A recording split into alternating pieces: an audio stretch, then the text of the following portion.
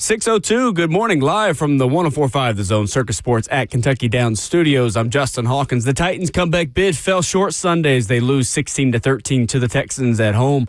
Cam Ward threw for 194 yards and a touchdown pass to Van Jefferson that tied the game up at 13 with 1:35 to play in the game, but the Texans drove the ball down the field, kicked a 35-yard field goal as time expired to win it. Both Calvin Ridley and Jeffrey Simmons returned Sunday for the Titans. Simmons recorded 3 tackles, 1 tackle for loss, and a sack. But for Ridley, he caught the first pass of the game for the Titans that went 13 yards, but in the end, he suffered a broken fibula on that play and now will miss the rest of the 2025 season. The Titans are now 1-9 on the season.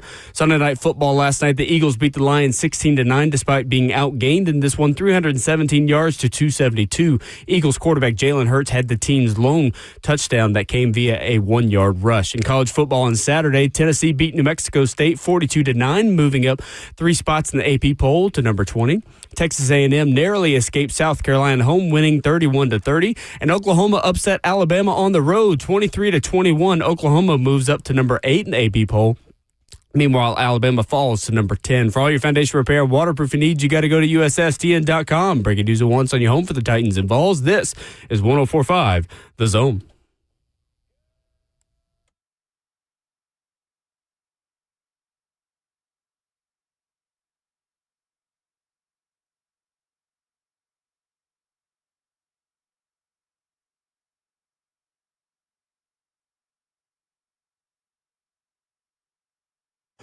Monday morning off and running. Ramon and Will is fueled by Scooter's Coffee.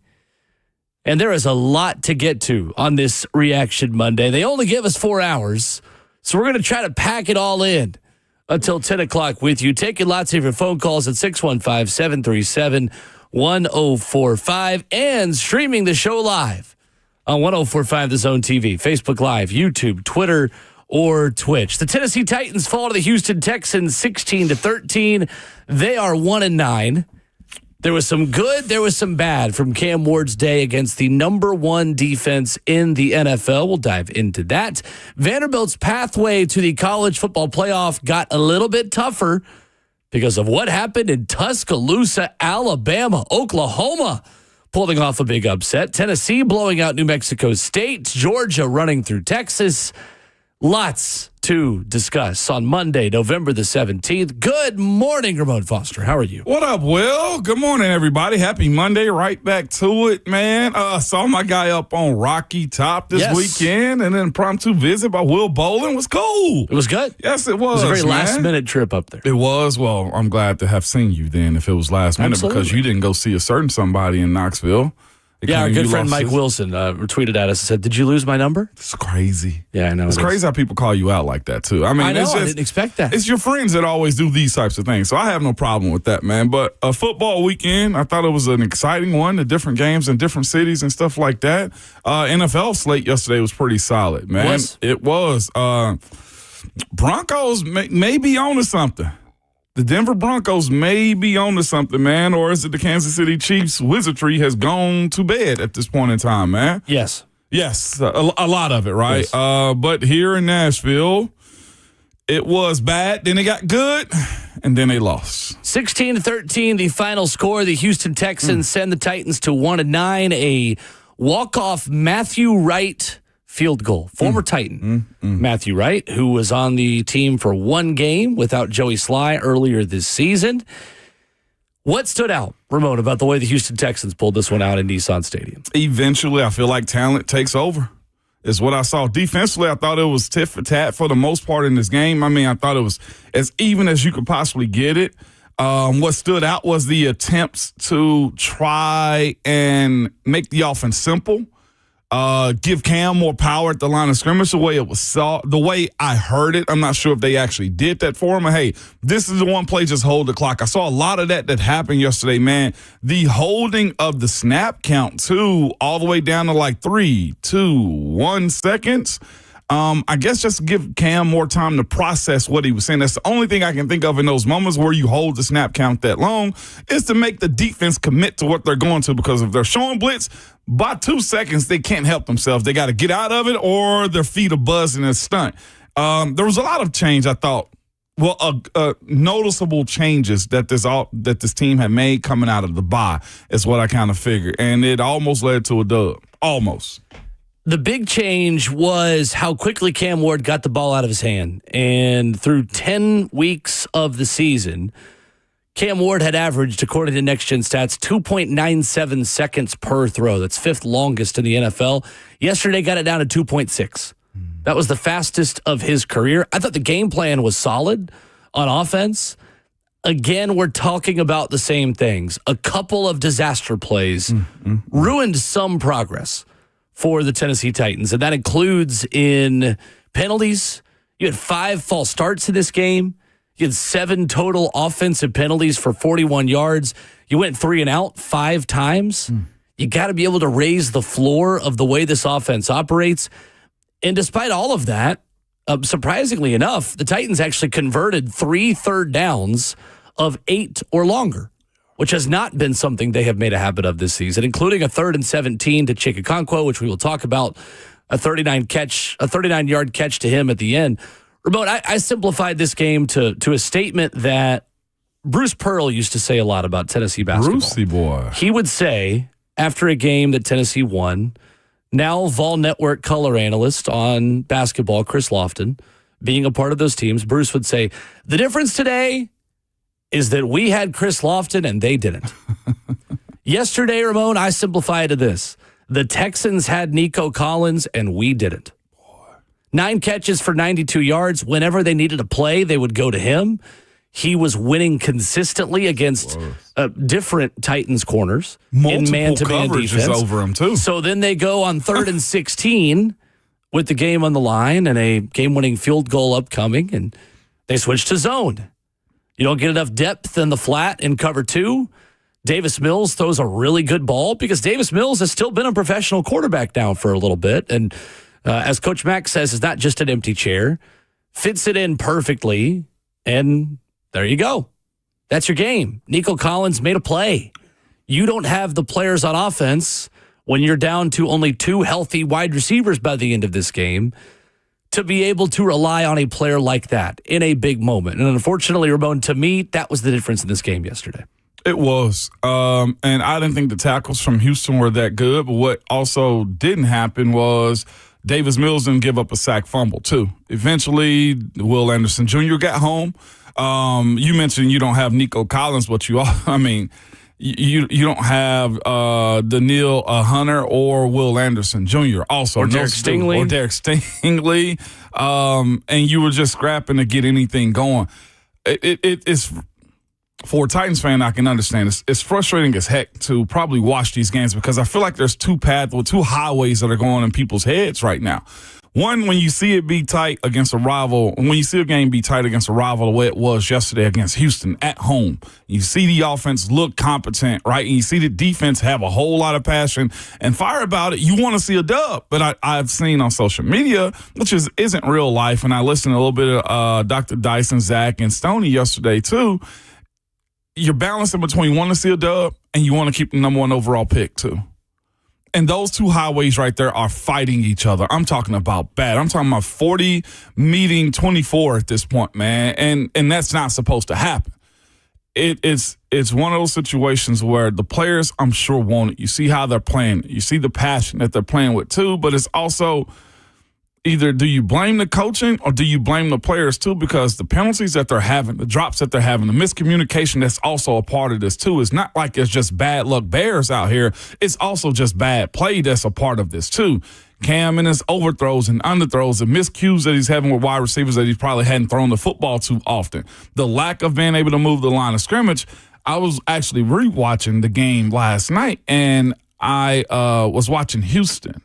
Right, I'm watching Houston offense kind of move the football, and what I saw was the line of scrimmage just move forward.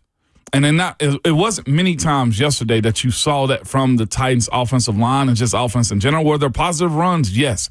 But when you look at like the differences on how you close out games. That to me was what was able to give Davis Mills the time to throw down the field. Is the run threat was still there too, and some of the play action dropbacks that they had. Yeah, I mean they only had 3.3 yards per carry, and the Titans had 3.4. But it was those were from running. Those were from running backs. Yeah, it was. I don't know if 3.3 yards per carry is efficient, but I think your point is still valid. Yeah, situationally they were able to get yards when they had to have them in those moments. Titans running backs yesterday, 14 carries for 25 yards. 10 for 22 for Tony Pollard, 4 for 3 for Tajay Spears after we talked all week, Ramon, about how the offense was going to have to be able to run the football a little bit to help out Cam Ward. So ultimately, you have 14 carries for 25 for your running backs. Your leading receiver in this game was Van Jefferson in terms of wide receivers at 3 catches for 22 yards on 7 targets. You finished the game with 2 healthy wide receivers, Van Jefferson and Mason Kinsey. Calvin Ridley out for the season. Chimere Dike, who was evaluated for a concussion, cleared for that concussion, and then was out for a chest contusion. Yeah. And then Elikai Manor picking up a hamstring injury late in the game. There are a lot of empty chairs you are going to have to fill on that bench this upcoming weekend against the Seattle Seahawks. 615-737-1045. Our only guest on Monday mornings is you. Live for the 1045 The Zone Circus Sports Studio, Kentucky's largest sports book can now be found at Circus Sports at Kentucky Downs. We react more to what went wrong in the 16-13 loss to the Houston Texans and hear from a very honest Jeffrey Simmons after the game, coming up next.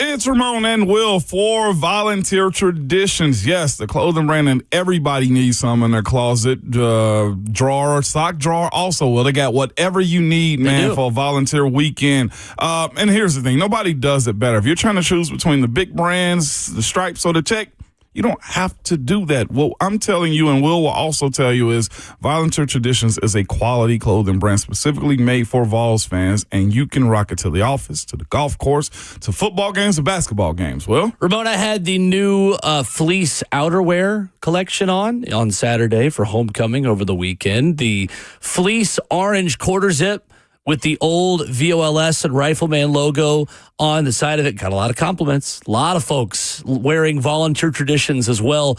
When you're up there at Knoxville on game days, they've been making Tennessee apparel since 2006, and they carry everything. Polos, outerwear, tees, and hats. Everything you need to cheer on the Vols on game day in the stadium or at home.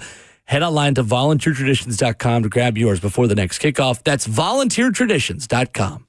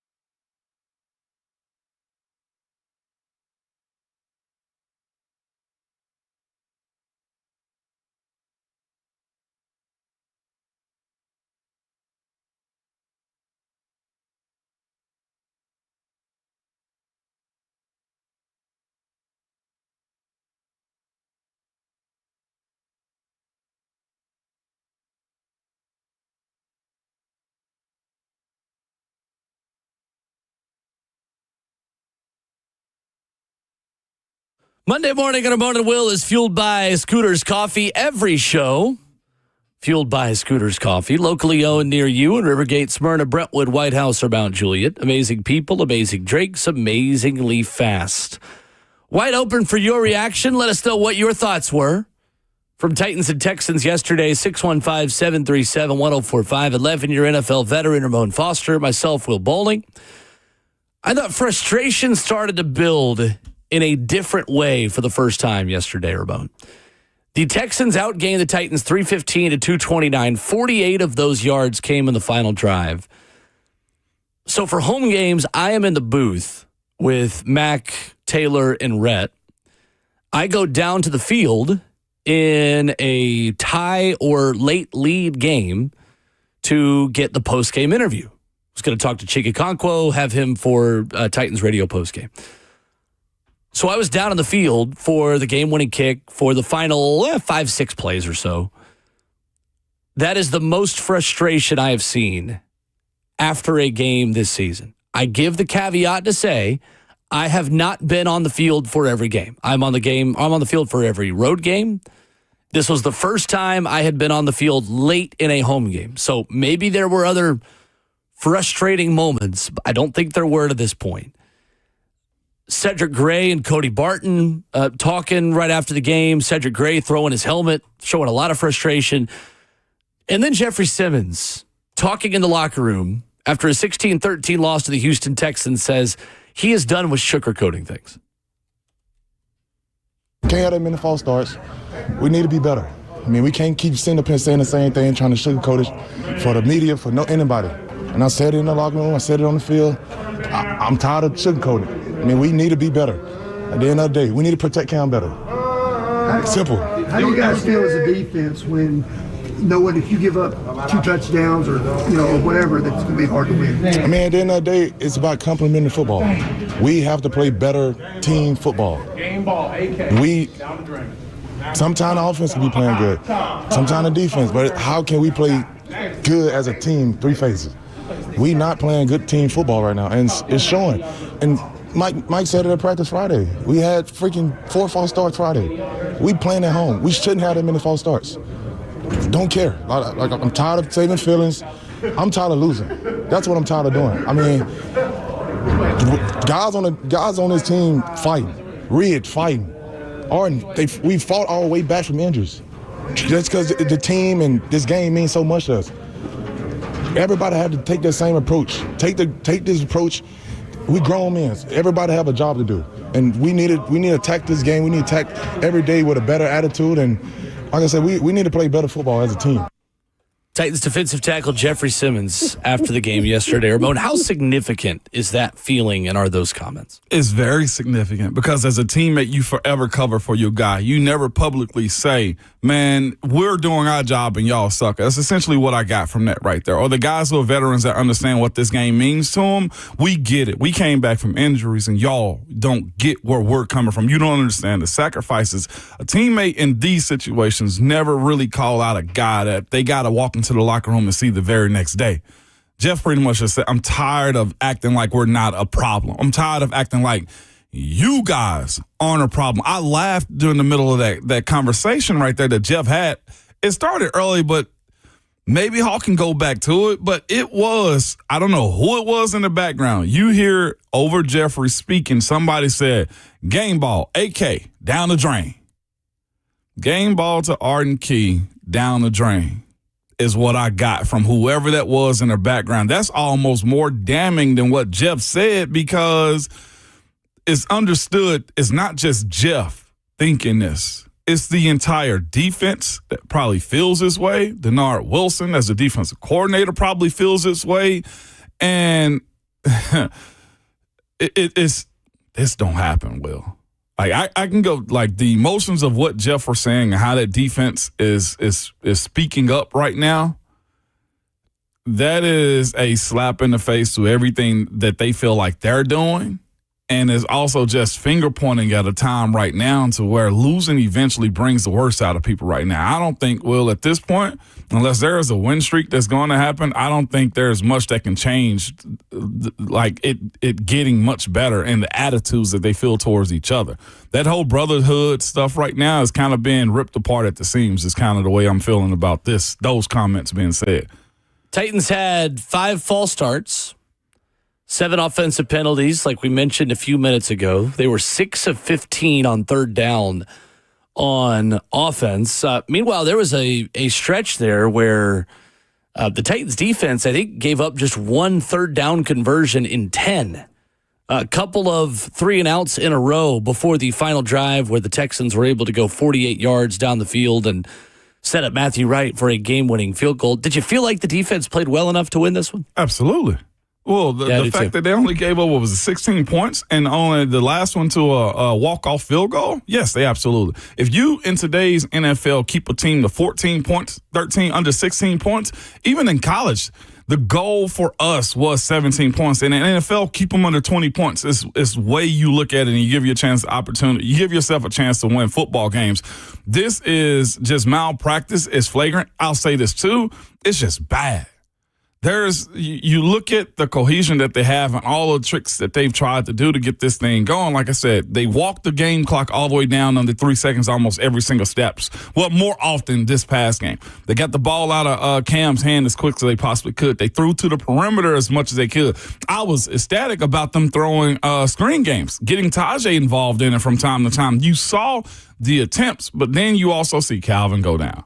You see overthrows and situations in which the ball was just right there for a touchdown. It's immature. It's the way you kind of look at what this offense is right now. There's nothing professional about it other than the fact that you see guys trying to make plays happen.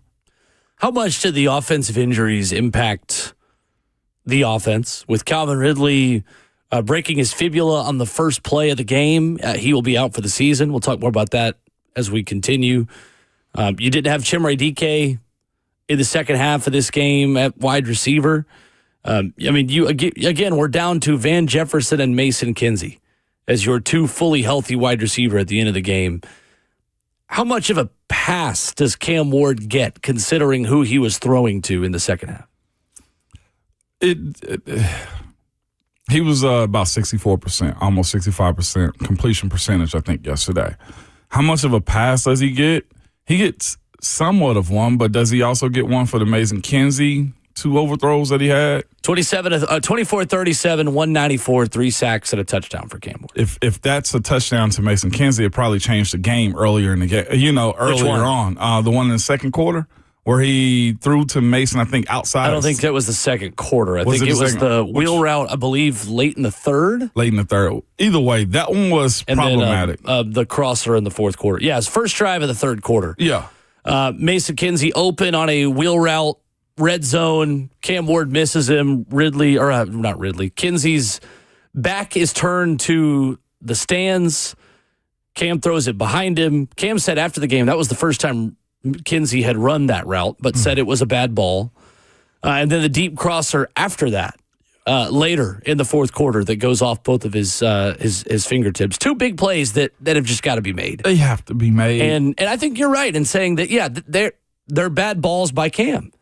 Cam took accountability for it post-game. I've seen a lot of people being very critical of us being critical for Cam with that play. I said, that hit Kinsey in both his hands. I've seen the opposite. Kinsey, you've got to catch that. I've seen more blaming that on Mason Kinsey, the second one, than I have seen on Cam Ward. It's on both of them. I mean, right, if it hits you in both your hands, sure, you got to catch it. But also, can that ball be put in a better spot where Mason Kinsey could catch and, wait for it, run with it? Mm-hmm. That's what I want to see. Put it on his numbers. Put it on the 1 and the 2 on his jersey. That way he doesn't have to stretch out and make a fingertip grab. Should he have made the grab? Sure. But could we also be gaining more yardage by putting it on him and taking time and stepping into the throw? Again, Cam Ward yesterday had a lot of moments, Ramon, where he didn't set his feet and was rushing his technique and his mechanics in moments where he had time to set his feet, get a stable platform, and step into a throw. What'd you think about Cam yesterday? I thought he was fair. I thought the throw to Chig kind of saved the rest of his day. I thought that was an amazing throw. I will say this, too. Looking the way he just had to heave it up there, I thought it was a better catch than it was throw. The accuracy of him having field to put the ball in that spot, that's a lot of practice reps right there. It lets you know that they've somewhat worked on that because pressure was in his face. And it was good. Those are the things that you're looking for in these types of games for a rookie right here. But again, you mentioned the inability to consistently throw the football to where guys could catch it, or guys were able to just catch and run, or the obvious open passes that could have been completions to keep drives going. I thought he was better with his feet when choosing to run the football. I thought that was better yesterday. Agreed. You saw that attempt be Step made. in the right direction. And then it was the how much of yesterday's false starts were also on Cam? Because the wide receivers jumped. He said he took personal accountability for one of them. For one of them. He said maybe I could try to find the audio. I didn't totally understand what he meant, but he just said his count was wrong. Yeah, his cadence was wrong on one of them for J.C. Latham. That's still 1 out of 5. 1 out of 5. Cush had 1. J.C. Latham had 3. Gunnar Helm had 1. Yeah, but on the Gunnar Helm one, all 3 of them actually jumped. All 3 wide receivers were on the same page in the center, wasn't apparently. But how I look at Cam was fair. He was fine. He looked like a rookie who was on a bad team yesterday.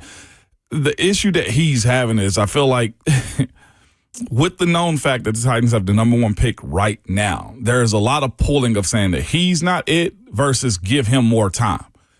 I think it's fair to say that this team offensively isn't good in the skill position. I don't think they're well coached right now either. When you look at how the game plans go, they're trying anything to try to see what works. And if you're trying anything to see what works, then it's just bad football because that tells me you do nothing good. Yeah. When your offensive line is taken away from you time and time again with the positivity that you have, it's flagrant. When you have wide receivers that can't get open or you got to scramble to get up and down the field to try to create, that's not good football. Backyard football is cute when there's something extra. If it is your mainstay that you're doing, that's never good. Well, and 2, I actually thought that Cam took a step forward and didn't play as much backyard football yesterday. Yesterday, it wasn't as bad, but it's kind of the expectation that he's going to roll out and try to extend. And that puts him in trouble. What was it? Coming out of going into the third quarter, it was a defensive lineman right in his face again as he was attempting to roll out. Like there's always that expectation that the tendencies are going to show up time and time again, albeit the operation and his accuracy, well, I'll say his completions were better yesterday. I thought it was kind of a step forward for Cam yesterday because he looked like a quarterback who was on NFL processing speed. I mean, 2.6 seconds to throw from what we got from Next Gen Stats. The ball was finally coming out on time, Ramon, yesterday. The problem is you had 2 healthy wide receivers by the end of the football game, which I think really limited what you could do. Again, I thought the game plan offensively made a lot of sense. Get the ball out, mitigate a lot of the disaster plays, and really one of them ends up being the difference of the game because your offense moved it pretty much as well as their offense did. You just had 1 sack fumble that gave them a short field to where they just have to basically not turn it over for 3 plays and kick it, and they did. They made a field goal off of that drive. I didn't think Cam was really all that terrible in this game, considering, again, his running backs, and not just on the running backs, because the offensive line is part of this as well, but what do you expect from Cam Ward when your running backs have 14 carries for 25 yards against the number 1 statistical defense in the NFL in both scoring defense and in total yardage defense? If you'd given me just his quarterback rating to say Cam Ward's going to have an 87 QB rating, he's going to be sacked 3 times, I would have taken it before the game, Ramon. I really would have. It's not to say that Cam Ward was great yesterday, but what are we asking Cam Ward to do? He's 24 of 37, 194 yards in this game. His leading receiver in terms of receptions is Tajay Spears. In terms of yardage is Chikakonko at 56 yards, who had 39 of them on 1 play. That play was enough for me to say, all right, that's a good day at the office. It saved an otherwise pretty lackluster performance by the offense and by Cam overall. Again, I'm not saying that Cam Ward was good yesterday. I'm saying relative to what I expected. And if we're grading him on a curve of who you are going up against and who you had to throw to, I don't know what else we could have realistically expected. So I think that's very true. But you also look at the ones that you could consider to be layups. I just finished looking at the play. I agree. After the Gunnar Ham false start, when all three wide receivers moved, it was 3rd and 11.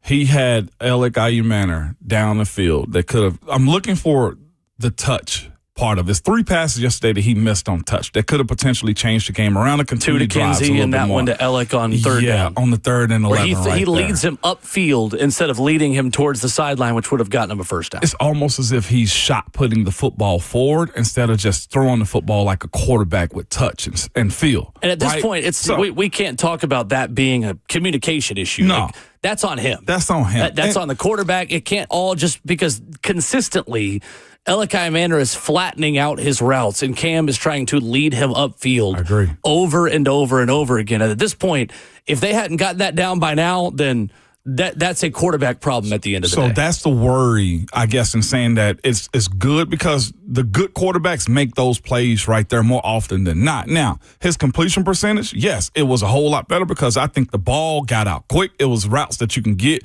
to your wide receivers that were good and on time. All of that was good. But when it was time yesterday to actually play the quarterback position and make those types of plays, you didn't see that. And that, to me, is where my worry comes in about his development moving forward. Some people just have what you call the yips, right, in baseball, where they can't hit a spot, they can't throw the ball to second base if they're a catcher.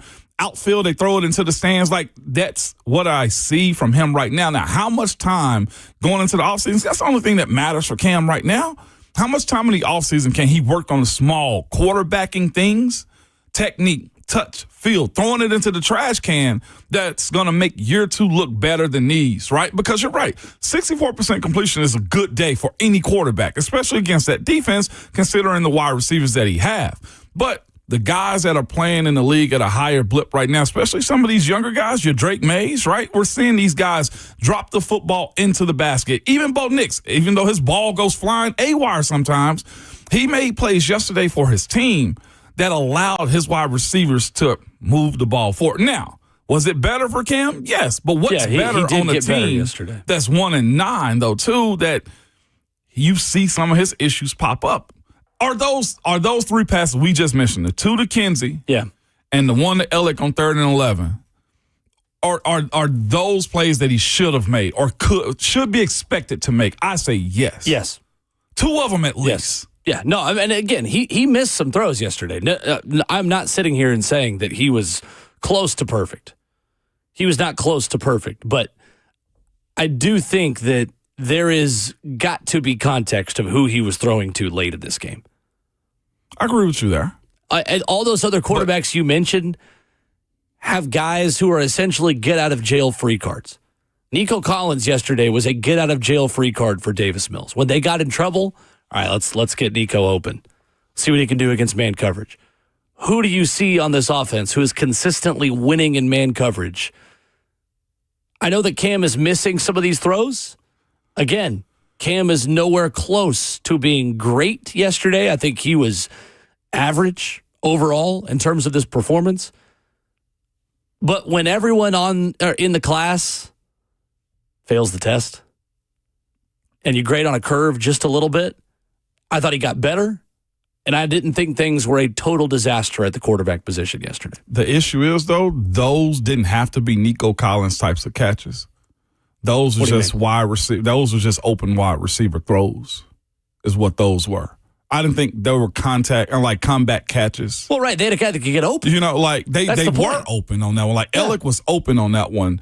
On some of them, yeah. Yeah, but specifically the 3rd and 11, he was open on that one. That one was a touch throw. Yeah. You look at Kansas, he was open also going down the field and had a blocker in front of him too. And then the sideline pass where he just threw it 15 feet over his head. Like those are all just schemed open routes. It feels like when Cam Ward has time to throw, he is assuming there's pressure around him because he's so used to having pressure around him. That's not all on the offensive line. A lot of that is on him to be able to trust what is in front of him, step into the pocket and make a throw when there is a throw there to be made. We'll get to Andy on the phones when we come back. 615-737-1045. Your thoughts on the Titans' loss to the Texans next.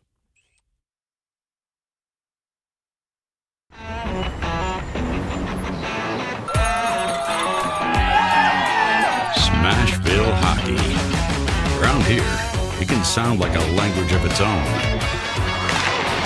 But hey, if you can pronounce Demumbrian, then names like Yossi, Shea, and Marchessault will roll right off the tongue.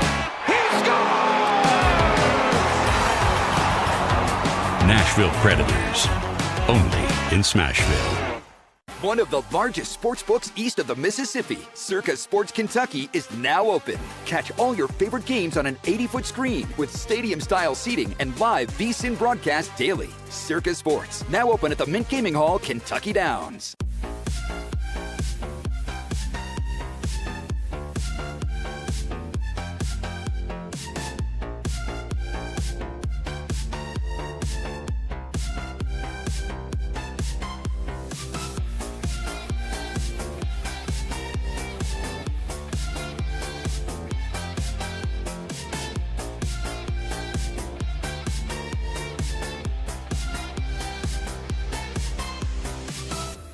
My dad and I used to golf together all the time, but when he hurt his back, it was over.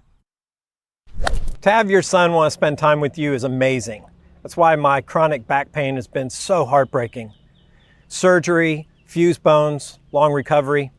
No way, not for me.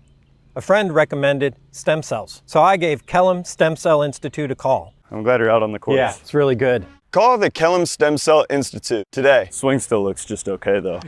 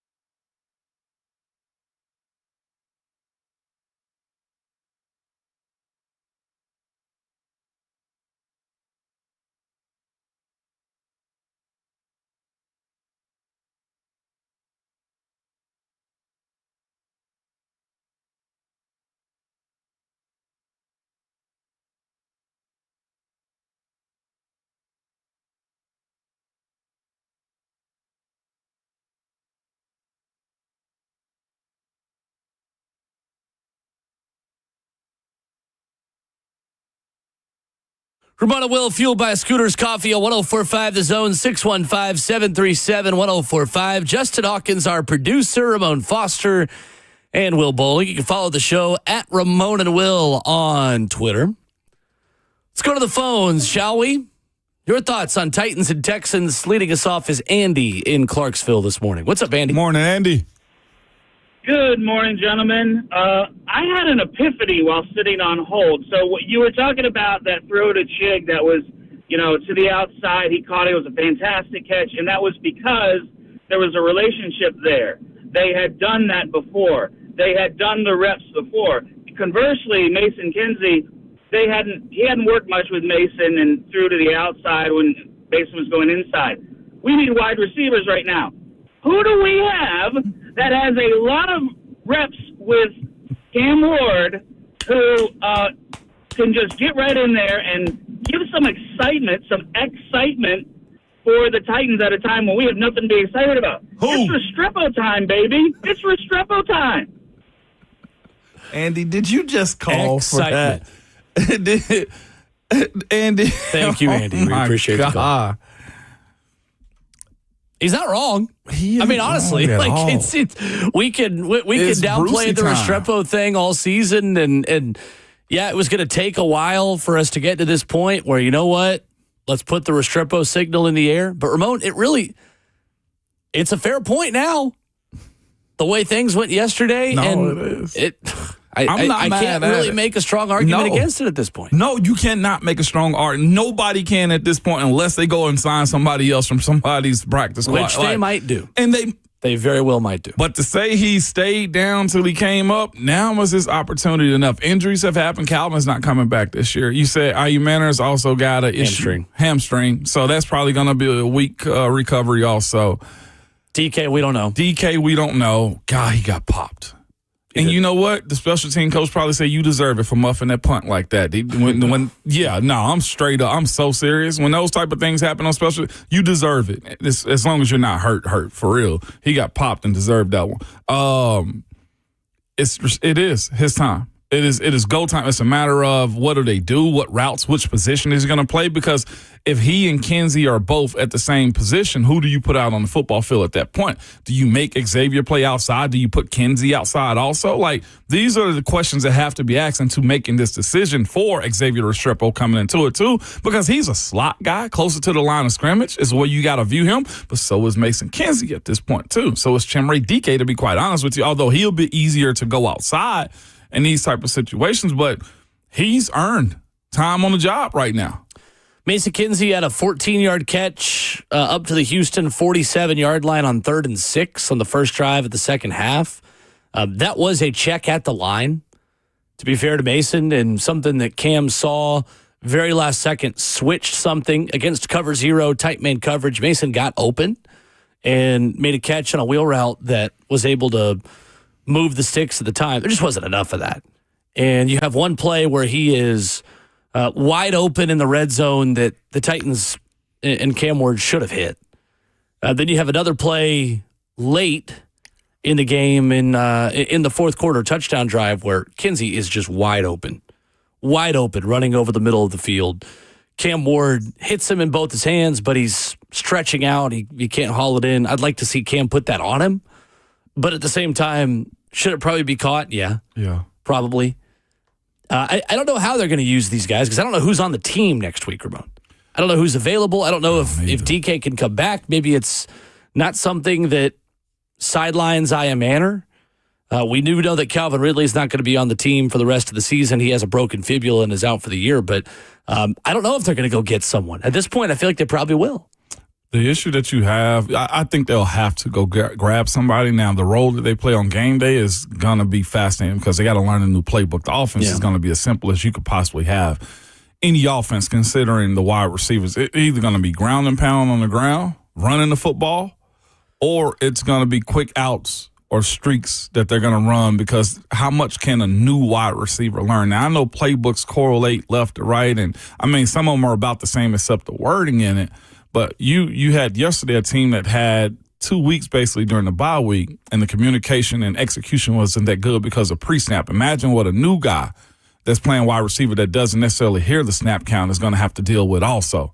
But again, I do look at this situation for Restrepo if he does get bumped up. It's just a shame injuries have kind of done this. The season's not the way you want it to be, and you've already fired your head coach. Like, it's a bad season. It's just they're 1-9. As a team, as an organization, these are the questions that you have to ask yourself moving forward. How bad do you allow it to get? Because some of this can move over to next year. Now, there's always a reset. Yeah, this needs to be the bottom of the valley. It has to be. Yeah, it has to be at this point, man. Especially when you got veteran defensive lineman captains Jeffrey Simmons calling people out like that. Greg is in Nashville. Up next. Good morning, Greg. Morning, Greg. Morning. How's it going? Good. Well, after a year, I think now we've seen Cam Ward, we saw Will Levis, and neither one has really, we can't say is a number one. And I think we need to have an open mind next year that we actually do have a quarterback competition when spring training rolls around. Between who? Will Levis and Cam Ward. You think Will Levis deserves another shot? Sure do. Why? Look at the record. He's done as well as Cam Ward. Well, but aren't there 10 other guys on the team on offense? Well, supposedly the team was supposed to be a whole lot better this year, and you have Cam Ward. Greg, how much blame do you put on Cam for yesterday with only Mason Kinsey and Van Jefferson healthy at wide receiver at the end of the game? Well, I'll be honest with you. If I'd been a general manager, I wouldn't have drafted either one of them. Titans have so many positions they need. We've got to build the team. We need offensive linemen. Sure. We need a defensive end. We need better other areas. I get that, Greg. But how much do you factor in who he's throwing to late in the game? That was my question. Well, I'm going to factor in who he's throwing in at the beginning of the year. He's had as good or better. Greg cut out there. I promise. We did not hang up. You cut out, Greg. His seriously. Connection cut out. He did not have as good or better wide receivers as Will Levis did. Will Levis had DeAndre Hopkins and Calvin Ridley at the beginning of his season. Here's why I'll be fair to Greg. Greg is saying this. From one year to the next, neither one of them have looked impressive. Will Levis, I think this is what Greg is saying. With what you've seen from both of those guys as opening day starters, they are about the same, if not one worse than the other. Sure. The idea of it being an open competition, I don't think that's a realistic thing. No. But from a player, from a fan's perspective we know this to be true. There's a lot of Will Levis fans here. There's a ton of Cam Ward fans here. The clashing up of one being better than the other, I don't think we can argue that Cam is way far and above where Will Levis' performances Nobody's arguing that. Nobody can argue that. So this conversation of it actually being a thing, which I don't think it will be moving forward because Cam's number one overall. That's the separator, though, Greg, is what I will tell you. That's the point. Your point, if this was a second and a third round pick, okay, you got a better stance. A third and fourth, you got a better situation right there. But the comparison of one's performance to the other, they are very parallel in this one, despite who the weapons that either one of them have. It's the next step you take from making that comparison. You can make the comparison, but that doesn't mean that you give up on Cam Ward and open up a competition with Will Levis. Give me a break. I get where he's coming from. I heard no, absolutely not. He's the number one overall pick. 10 but he don't look like 10 games. I don't care. He's 10 games into his NFL career. Look like it right now. 10 games. Ramon, that was year 2 for Will Levis last year. This is 10 games into this guy's career. We came into this season saying by the end of year 3, yes, we will be able to make a decision. That's all I'm saying. We thought that about Levis. We're not even a third of the way. No, Levis was not a number one overall pick. Of course, Cam Ward gets more time to prove himself. He's more talented. He's better. Is he? He was a better prospect. If Will Levis was that good of a prospect, he wouldn't have been a second-round pick that you had to trade up to go get. Some wanted him in the first. The rumors were. But he didn't go in the first. I don't care. That's history. The rumors are there, though, Will. You have to have the conversation. No, as far as the you look don't. of it. We You do not have to have the conversation about Will Levis being in a quarterback battle with Cam Ward. The optics are about the same. Okay, but that doesn't mean it's a quarterback battle when Levis comes back. I agree with you there. Okay, I agree with you there. Okay. But the conversation of it being about the same for the people that are Will Levis's fans. But that doesn't mean you're giving up on him. Absolutely. Doesn't mean you're giving up on him. I'm not saying give up on it. Cam's going to be the guy. That's all I'm saying. But if Will Levis does come back into camp, you have to look at him. I don't think he'll ever win it. I don't think he's going to come back into camp. You absolutely have to look at him. I think he's going to be on a different football team. 615-737-1045. J.C. Latham struggled with false starts yesterday. Did he struggle overall with everything else? Plus your reaction to the conversation we just had coming up next.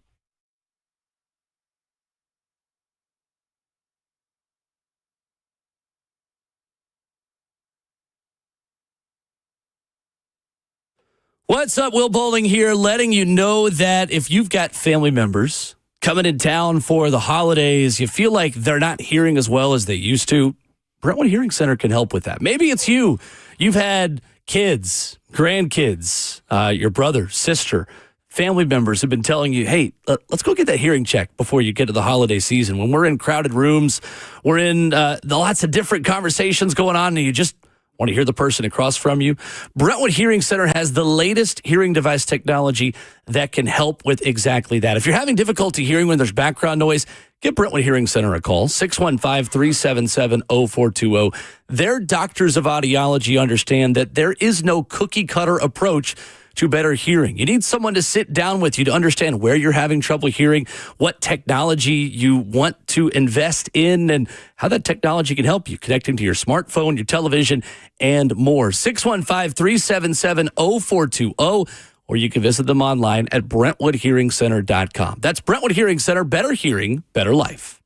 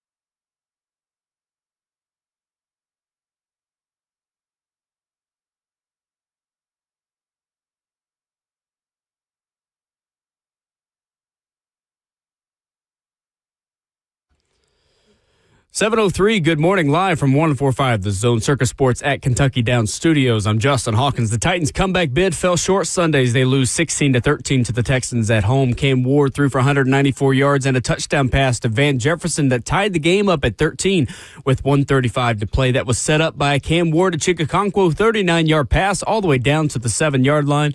But the Texans then drove the ball down the field, kicked a 35-yard field goal as time expired to win it. Both Calvin Ridley and Jeffrey Simmons returned yesterday for the Titans. Simmons recorded 3 tackles, 1 tackle for loss, and a sack. For Ridley, he caught the first pass of the game for the Titans that went 13 yards, but in the end, he suffered a broken fibula on the play and now will miss the remainder of the 2025 season. The Titans fall to 1-9 on the season. On Sunday Night Football last night, the Eagles beat the Lions 16-9 despite being outgained in this one, 317 yards to 272. Eagles quarterback Jalen Hurts had the team's lone touchdown that came via a 1-yard rush. In college football on Saturday, Tennessee beat New Mexico State 42-9, and they also moved up 3 spots in the AP poll to number 20 in the country. Texas A&M narrowly escaped South Carolina at home, winning 31-30, and Oklahoma upset Alabama in Tuscaloosa 23-21. Oklahoma moved up to number 8 in the AP poll. Meanwhile, Alabama falls to number 10. For all your foundation repair and waterproofing needs, you got to go to USSTN.com. Breaking news at once on your home for the Titans and Vols. This is 104.5 The Zone.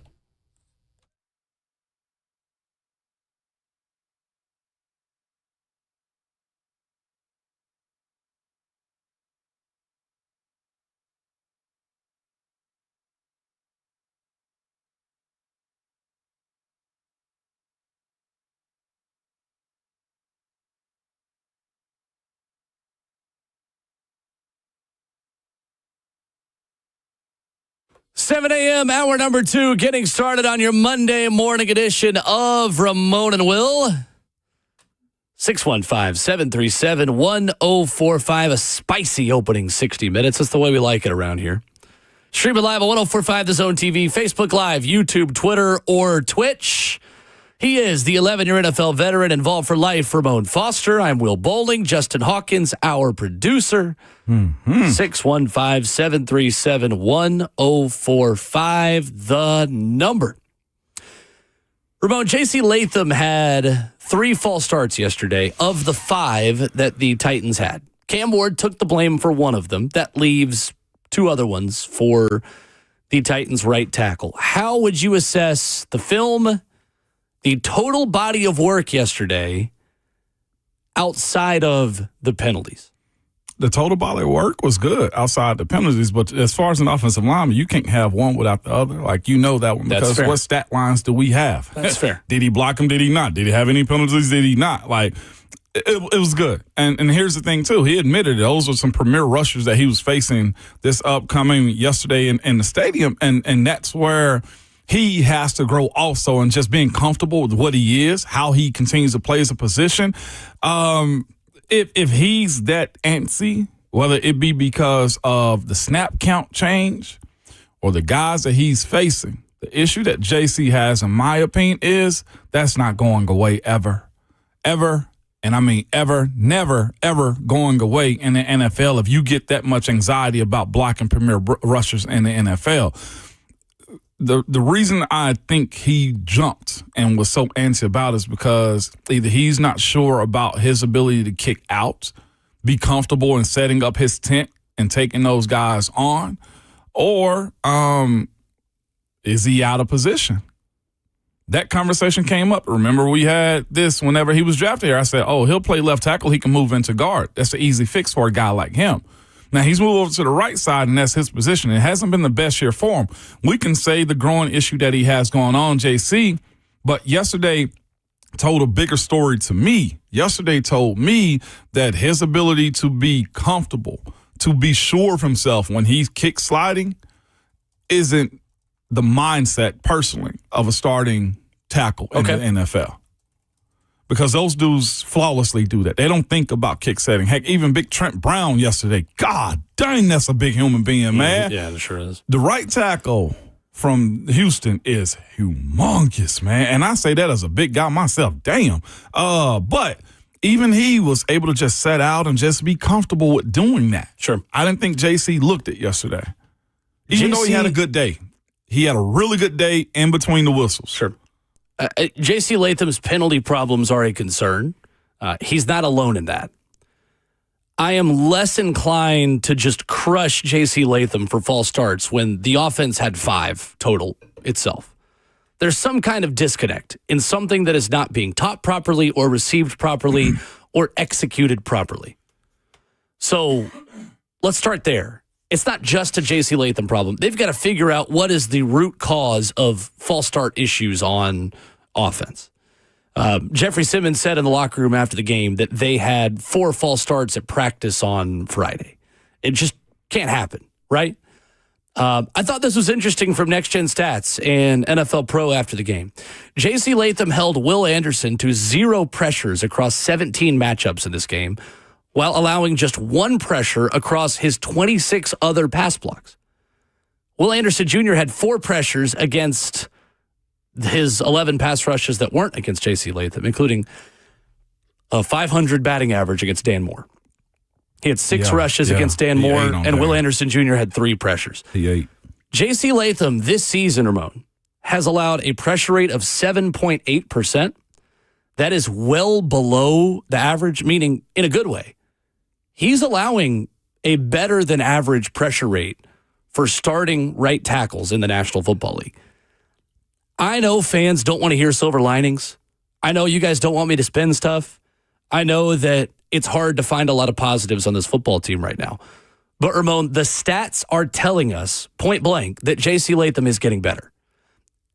Now, all of those things can be true, and he can't have 3 false starts in a game. No. He just can't. And that has to be cleaned up. It has to get better.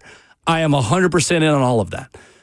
But what you have always said about offensive linemen, I think is true in this context as well. Get me to year 3. That's fair. Show me signs of improvement, and by year 3, you should be playing up to your draft stock and who you were as a prospect coming into the season. J.C. Latham is putting himself in the position to have a big jump next season akin to what Peter Skoronski is doing this year. I'm not saying he's going to be as good as Peter Skoronski. I'm saying he can make a similar kind of jump. I don't think things are as bad with J.C. Latham as they appear. That's all I'm saying. Bad teams make you worse also. I agree. I will throw that out there. Rookie quarterbacks. But I'm side-eyeing right now considering there will be a void at right guard next year. Yeah, most likely. Okay. Most likely. If we can at least acknowledge that conversation probably should happen with the new coach, especially if they go to a power offense. Yeah, I mean, again, it depends on what system they're Yep, and it depends on, you're 100% fact on that one, yeah. AJ in Asheville wants to talk about J.C. Latham. What's up, AJ? Hey, fellas, how's it going? Good morning. Hey, listen to you guys every morning. First time calling in. Welcome. Thank you. Went to my first Titans game yesterday. I'm a Panthers fan by trade, but, pull for the Titans here, too. First thing I want to say is I think there's a lot of doom and gloom about Cam Ward.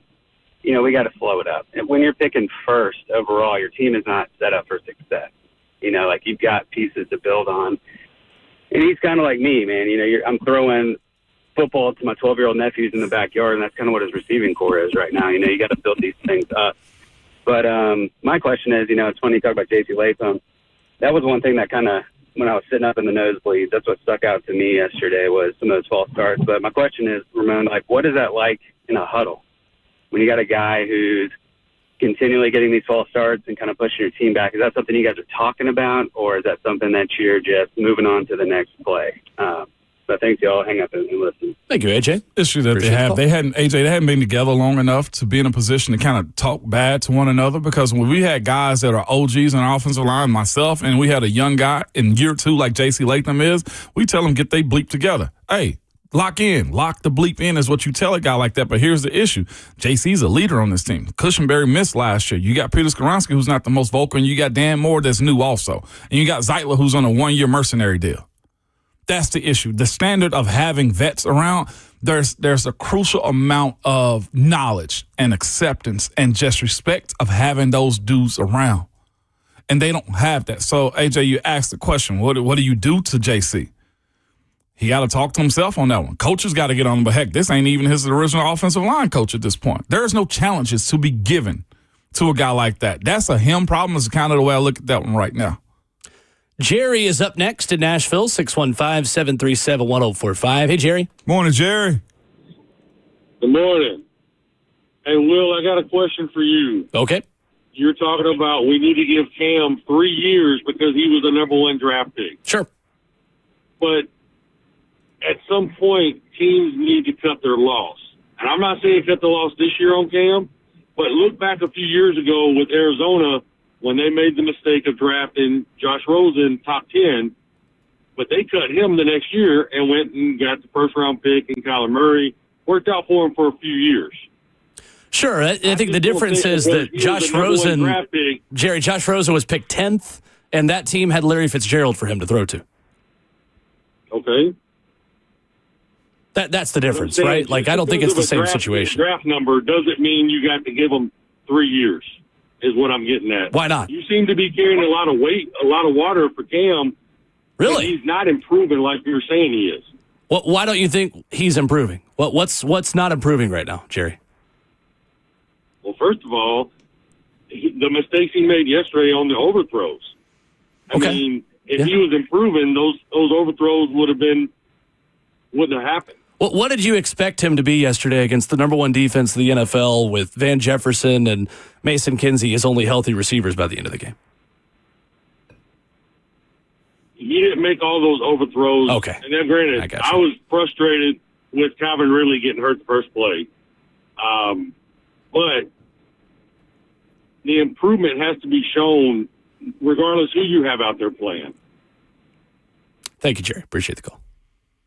You agree with that? He's comparing them to Josh Rosen. You know where I stood on this one earlier. Those throws right there, 2 of the 3 that he missed, those crucial ones, I do expect a number 1 overall draft pick if the talent says that it's supposed to connect on that one. Yeah, I'm a firm believer that you do have to outplay coaching sometimes. You do have to outplay your scenarios too.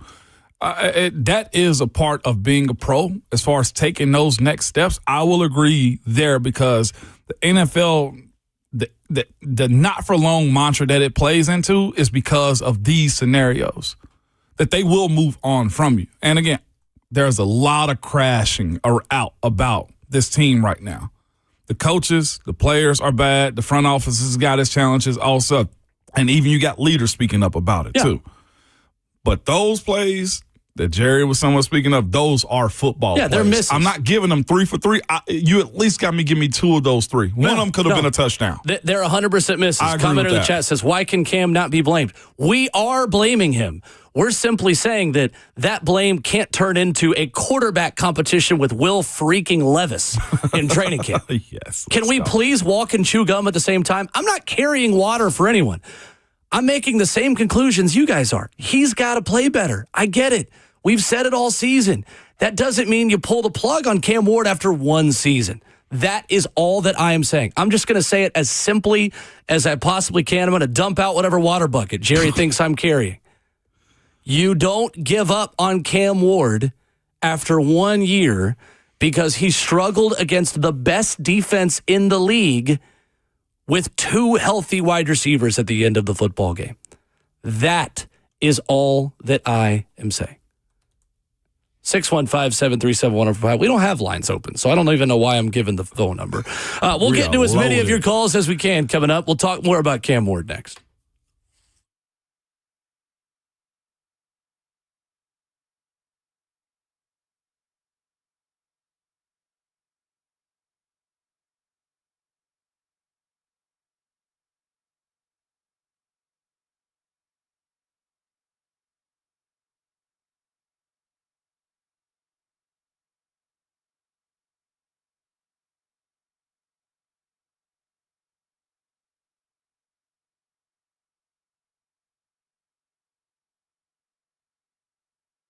Let's talk about your hair. If you're losing it and desire to have it back, then Advanced Hair Restoration has the easiest guaranteed solution. They're simple. One-day treatment offers life-changing results. I've seen it with my own eyes. Guys, it's not magic, but it's close to it. They put hair where you need it most, and bam, it grows. It's actually science. Advanced Hair has it all. Top-rated doctors, modern technology, and best of all, you get your very own natural hair that begins regrowing the very next day. Advanced Hair even guarantees it grows for life. life. So schedule your free consultation now.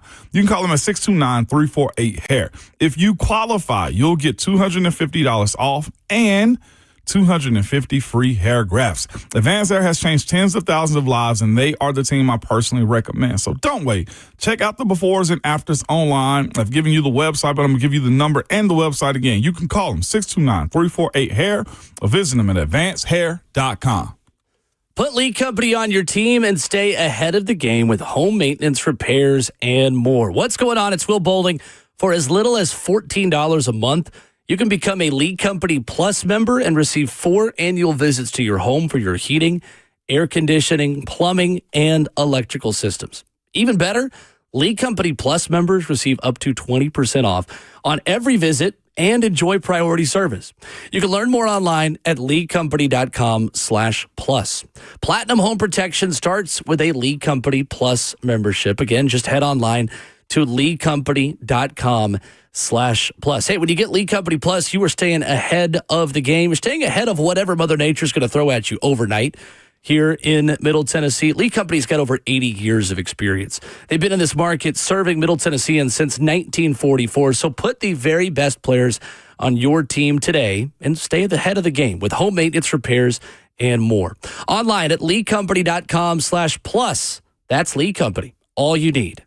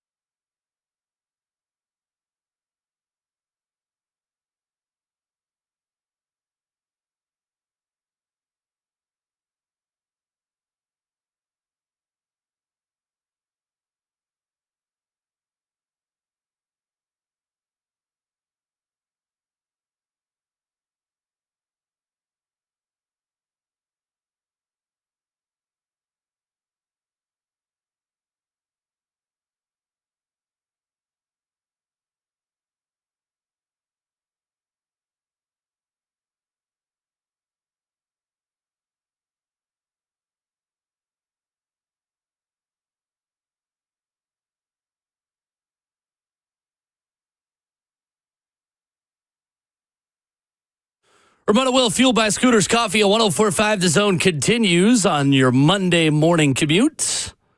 Whether your commute is from the bedroom to the living room or home office, or whether you are headed to the office, we're glad you made us a part of your morning and a part of your routine. Justin Hawkins, our producer, Ramon Foster, and Will Bowling at Ramon and Will, where you can vote on our poll this morning. Oh, we got a poll. What is your approval rating of Cam Ward? At Ramon and Will. Strongly approve, somewhat approve, somewhat disapprove, strongly disapprove. We have given the caveat that you can reply to that tweet at Ramon and Will if you are somewhere in between any of these choices or haven't seen enough games yet to have a strong opinion. Ramon, how do you evaluate Cam Ward's Week 11 performance against the Houston Texans yesterday? Week 11, fair is what I would call it. Fair.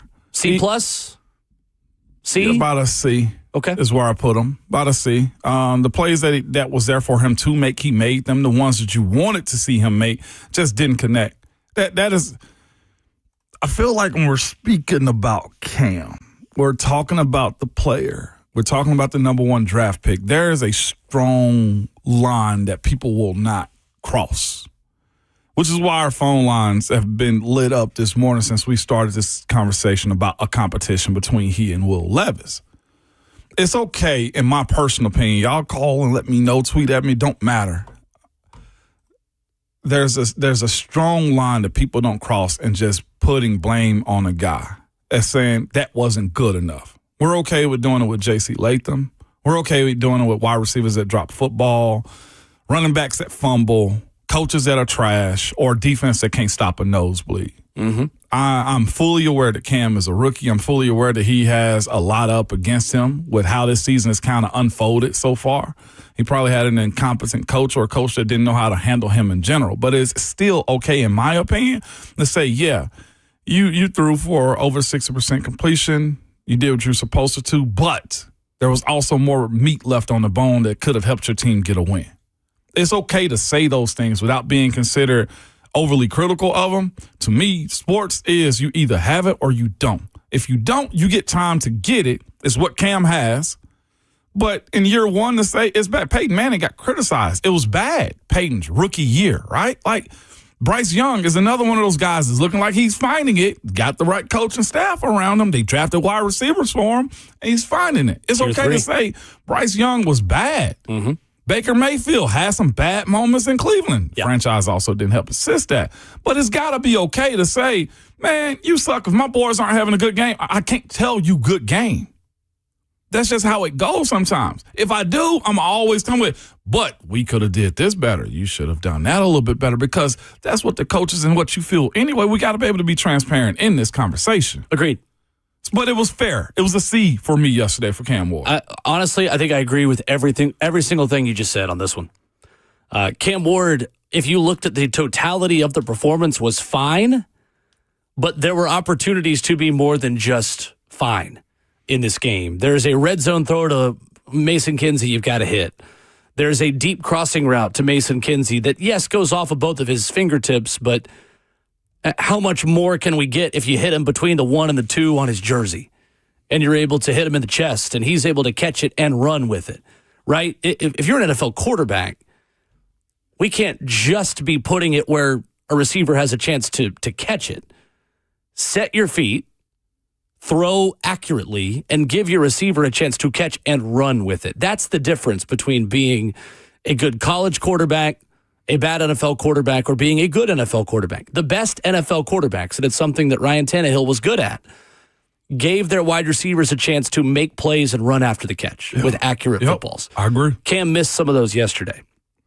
Through his first 10 weeks of the season, Cam Ward averaged 2.97 seconds per throw. 5th longest in the NFL, according to Next Gen Stats and NFL Pro. Yesterday in this game, he recorded an average time to throw of 2.6 seconds against the Houston Texans. We talked all week, Ramon, about how Cam had one of the worst passer ratings in the NFL in quick game. Cam Ward has struggled this season when he gets the ball out quickly to throw accurate passes that have too much heat on them, to have a little bit of touch on the football, to find open guys. That changed in this game. We're going to call out the bad things like we just did. I think we also have to give credit where credit's due. On quick throws in this game, 2.5 seconds or less, Cam Ward was 15 of 21 for 113 yards and a touchdown. That is a big improvement. Big improvement. As a result of that quick time to throw, this was the second lowest pressure rate, Ramon, that Cam Ward has faced all season. Considering who you are playing, that is a win. Yeah. That is a step in the right direction for Cam Ward. Again, we're going to have another caller say I'm carrying water for the guy, but I'm just stating the facts of what happened in this football game. Cam Ward was pressured on 25% of his dropbacks. That is the second lowest rate that he has faced all season. The Houston Texans have 2 of the top 8 pressure-getting edge rushers in the NFL, Will Anderson Jr. and Daniil Hunter. And you saw your second lowest pressure rate of the season yesterday. That is a step in the right direction. It doesn't mean that Cam Ward had a good day at the office. It means that in one critical area where Cam is on pace to set an NFL record for sack yardage against this season, he made strides to address his biggest weakness. He started to scramble on third downs. He started to be more decisive with the football in moments where you either got to run or you got to get rid of it. I saw that from Cam Ward yesterday. We've got to take the wins where they are with this offense and with Cam Ward, with all the bad that we're going to shout out as well. I think, Ramon, what you were saying earlier about the coaching staff with Baker Mayfield being a number 1 pick, and then it takes him going to Tampa to have some success. Last year, your number 1 pick was Caleb Williams. Head coach gets fired. Now they bring in Ben Johnson. Now they're having some success. They're stringing wins together. This coaching staff has already fired their head coach. They have no sense of consistency. They have no sense of consistency on offense. The wide receivers are in, they're out. The defense is up, they're down. Like this team is just not set up for success. Cam Ward is a part of that. He's not seeing the field very well. Sometimes he does, sometimes he doesn't. He makes these 39-yard passes to Chigakonkwo down to the 7-yard line. That sets you up for a touchdown to tie the game. But this team is just not consistent enough. Cam Ward's a part of that. So that's why you can't be out on Cam Ward, but you also can't be full in on him because the team in itself is just not good enough. Cam Ward is not setting himself apart to say that he's the reason why they are good or why they're bad. But this team moving forward, though, when they add the new coach, you're going to see, is he going to be like a Baker Mayfield or is he going to be like a Josh Rosen, to that caller's point earlier? Takes a lot of years to see if you're Baker Mayfield. And a different team. And then you're going to have patience. Patience over panic. Teams. Exactly. Coming on Twitter, at Roberta Will, Juice writes in, red zone throw to Kinsey was to the pylon. Kinsey ran in towards the safety. Is that really on Cam or just miscommunication between a practice squad wide receiver and a QB, Ramon? As wide open as he was, gotta hit it. That's on the quarterback. It's on both of them, but as wide open as he was, you're not leading him away from anybody because there was no one in the vicinity of where he was. Man, y'all are quicker to judge Jeffrey Simmons, who's an all-pro Pro Bowler for this team, than you are Cam at this point. If there's anybody that almost deserves an excuse, it's Jeff, but I've heard people be more critical of him than you are about a rookie that's done nothing for you so far. That's what's crazy about this situation right now. Cam's supposed to hit him. An NFL quarterback should hit him in those moments when you're that wide open. And you're supposed to say, well, this is his first time dealing with him. Yeah, and I saw somebody making a montage of Patrick Mahomes overthrowing guys. It ain't even the same comparison there. Patrick Mahomes got more under his belt on overthrows than Cam does in a single year. Now, again, this is his rookie year. We'll see what the adjustment to Jayhawk's point is going to be with the new coaching staff and just coaching. This offseason, Caleb Williams made the comment, and we'll get to the calls in just a second.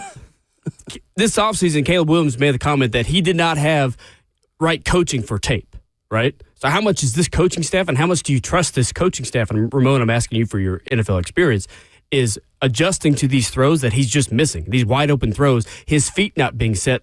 You're 10 weeks in, 11 weeks in now, and you're still having these same issues. Well, you can't trust the coaching staff. Well, here's the other part of it, too, that I will always charge the players. It's coaches and also players when it's the players, too. Cam had 5 pass deflections yesterday. 3 of them were within the line of scrimmage. EJ Speed had 1 at linebacker. On third down, too. Yeah. Tommy Tygill had 1 also. And then you also had Tim Settle at the defensive line have 1, too. The arm slot situation, when do we start talking that conversation, too? Yeah, no. It's time. I mean, the pass deflections are not a coaching problem. You tell me Derek Stingley Jr. get 1? Okay, yeah, he's supposed to get 1. Okay, Kamari Lassiter, yeah, he's supposed to get 1. But 3 at the line, EJ Speed? Yeah, 3 at the line of scrimmage were knocked down. Yeah. That's a different conversation. Mayor Ron is in Nashville. Hey, Mayor Ron. Morning. Good morning. It's a beautiful morning outside, blue skies. We covered the spread yesterday. That was a good thing for those that have the guts to bet on the Titans. I do just what you were talking about, passes knocked down. It's because he's throwing so sidearm, and it's so noticeable that the commentators are making comments about it. But I think Cam Ward could possibly be maybe a Jameis Winston in the future in this league, a backup, a cheerleader on the sidelines. He's got a lot of potential for that. But the main thing is that this is Callahan's guy, and Callahan's a quarterback whisperer. He mentally reset Will. Luckily, they rescued Mason Rudolph before he needed a mental reset. And now if something's not done with Cam, he's going to be in the same boat. And I think if you get the number one pick and you don't take a generational talent like Mendoza or somebody that can compete with him, not Will Levis, but somebody that can compete with him, how do you pass up on him? Now you're going to build your team around Cam. Maybe that works. But just like Eddie George said, this is 10 years away. You're only getting 5 players per year that are any good. And how long is Jeffrey Simmons going to stick around for all that? Thank you for the call, Ron. Fernando Mendoza is not a generational quarterback. We got to stop calling quarterbacks generational just because they're at the top of the NFL draft. I think the best quarterback in the draft, he resides in Tuscaloosa, Alabama. Ty Simpson? Hell yeah. Really? Okay. So me and I was having this conversation yesterday. We'll go. Ty Simpson plays quarterback. Yeah. Period. Screw the measurables. Okay. Well, yeah. Screw the arm. We'll have plenty of time to talk about it. Yep, absolutely. Do you think they will bring a backup quarterback in to, quote-unquote, push Cam Ward, to the caller's point, Ramon? I don't think there's no push. If you bring Will Levis in, I think the conversation publicly amongst the fans is a conversation. But pushing him is Cam Ward's team for at least the next year. They can abort after next year. That's not the kind of backup quarterback you're going to bring in for Cam.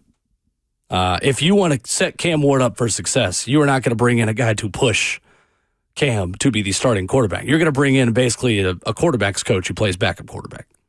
That's what you're going to do. Yeah, no doubt. Because your success or failures are tied to Cam Ward.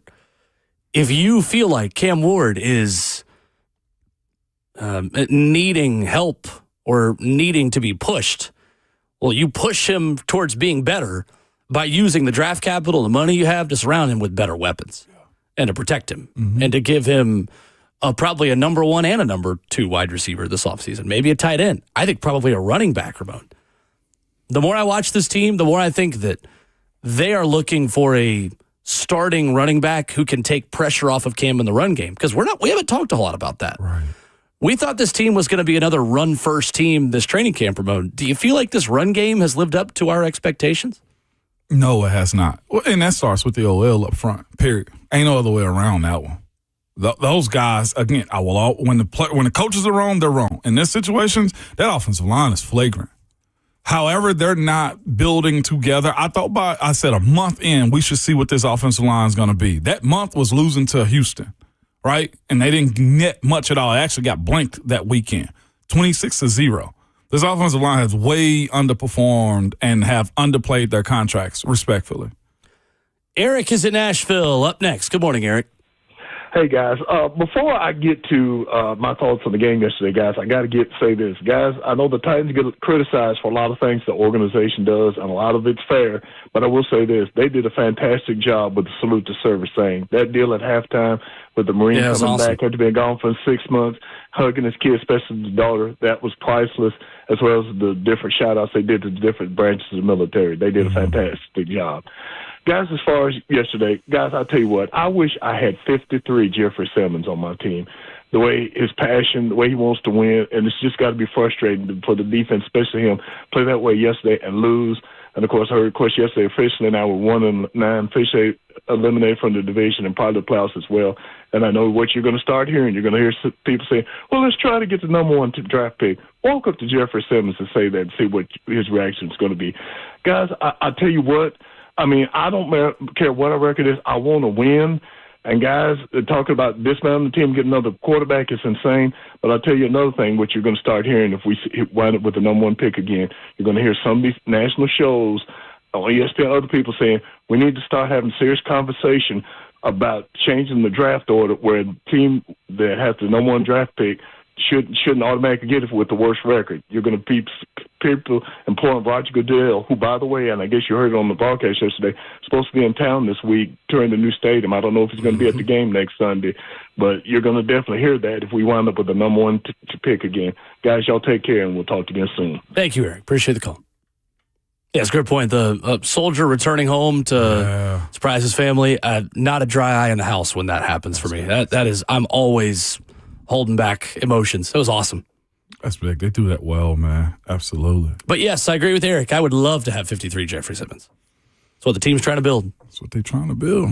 615-737-1045 on Twitter at Ramon and Will, where you can vote in our Cam Ward approval rating. We'll get to more of your calls coming up next.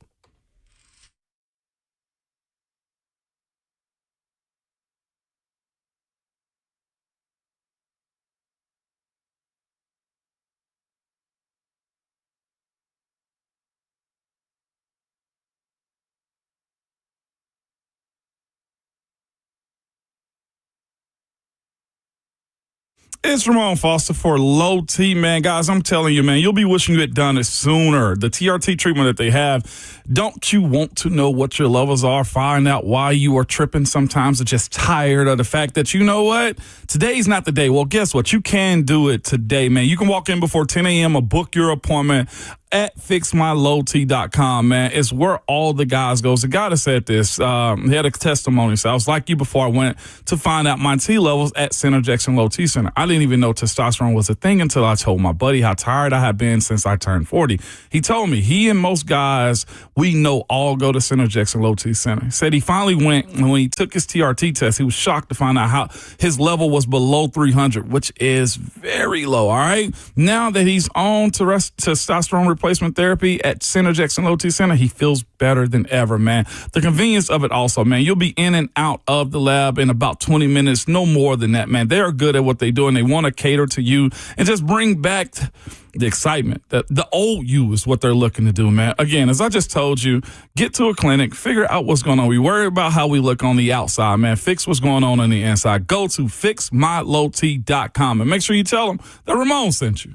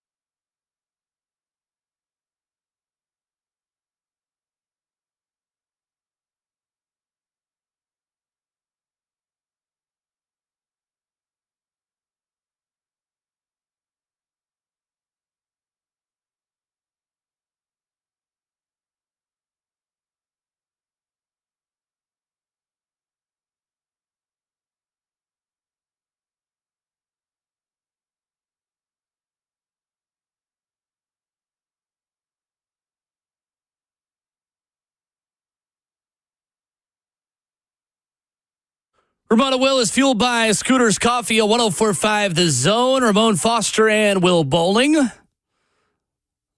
Stream it live at 104.5 The Zone TV, Facebook Live, YouTube, Twitter, or Twitch. Let's go back to the phones, shall we? We've got college football discussion coming up in 15 minutes for the 8 a.m. hours. Let's get to your Titans calls right now. AG is up next. Good morning. Yeah, I want to say, man, I want to salute Cam, man. I love how he responded to the Jeffrey Simmons comment, man. He's a real thorough young gentleman, man. I love him. And that's one of the reasons I wanted to sit Cam for the rest of the year so he wouldn't have to go through all this scrutiny. Like you said, he don't have a real running game. He got some of the most inexperienced weapons around him in the league, and all this comparison, all these other quarterbacks, to me, is just unfair, especially the one to Will Levis, the mayonnaise man. Come on, man. That man ain't anything compared to Cam Ward. He hold the ball. I found myself hollering at the TV screen so much when dude was playing, talking about throw the ball, man. It's just despicable, man. That's all I got. Thank you, AG. Appreciate it, AG. He said, sit him down. We didn't have to deal with all this. Won't have to deal with it. AG want to remove him, man. Put that cloak over him real quick. I understand what you're saying, but what do we say about this thing, though? The best way for Cam to grow is to get experience.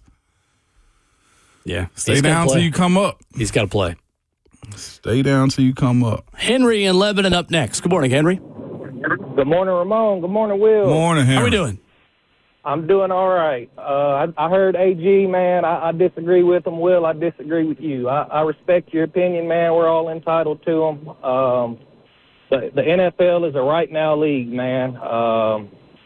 Cam Ward, I mean, the football he's playing, you know, I understand he's making strides. He's getting better, but this team was a lot more watchable under Will Levis. I mean, the records speak for themselves. I mean, it's a competitive league. We got to be competitive, and I just 1-9. It's hard to watch. I feel you, Henry. Thank you, Henry. Appreciate the call. Do you think Henry was respectful? The Titans were more watchable under Will Levis? The cast of characters allowed that. You still had the Derrick Henry show too. That's a part of it. Just to give more context to it. You didn't last year. We did this at the end of the 6th, and I want to do it again right now. I'll do it again. Why not? But the conversation of they are very parallel in their performances so far is fair with Will Levis and Cam Ward. It just is. There's no other way around that. That ain't no diss. It's just what they are. Will Levis, I will say, until Cam pulls out his bag, a 3-touchdown, 4-touchdown performance, whatever it was, like, I don't think Cam has – Will Levis has had a bigger performance here than Cam Ward has thus far, is what I'm going to say. I don't think the team was more watchable with Will. It was funnier. Well, that's what he means. Sure. Yeah.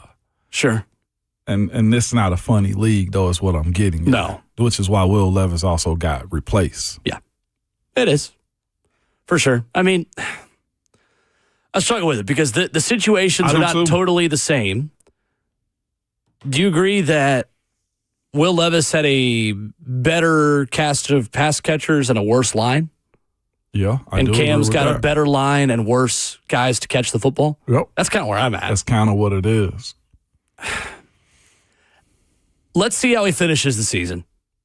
That's what I'll go back to. Yeah, it is still similar to the struggles that Levis had. But again, we're grading on a curve that Levis also had a better run game. Mm-hmm. Levis also had better defense, comparable defense. I don't know. I think it's a difficult comparison. Let's see at the end of the season. I'll say that. I know Calvin Ridley's not here, but again, like, let's see at the end of the season and compare it at the end of the year. Because, yeah, right now, you're right. It has looked a lot like what Levis looked like behind this team. It really has. But in that, we're comparing a second-year quarterback and a first-year quarterback with two different play callers and two different head coaches just in this season for Cam Ward. He's not exactly been put in the best position to be successful. And also Cam has got to control more of what he can control to be successful. Mm-hmm. East Nashville, Ed is next.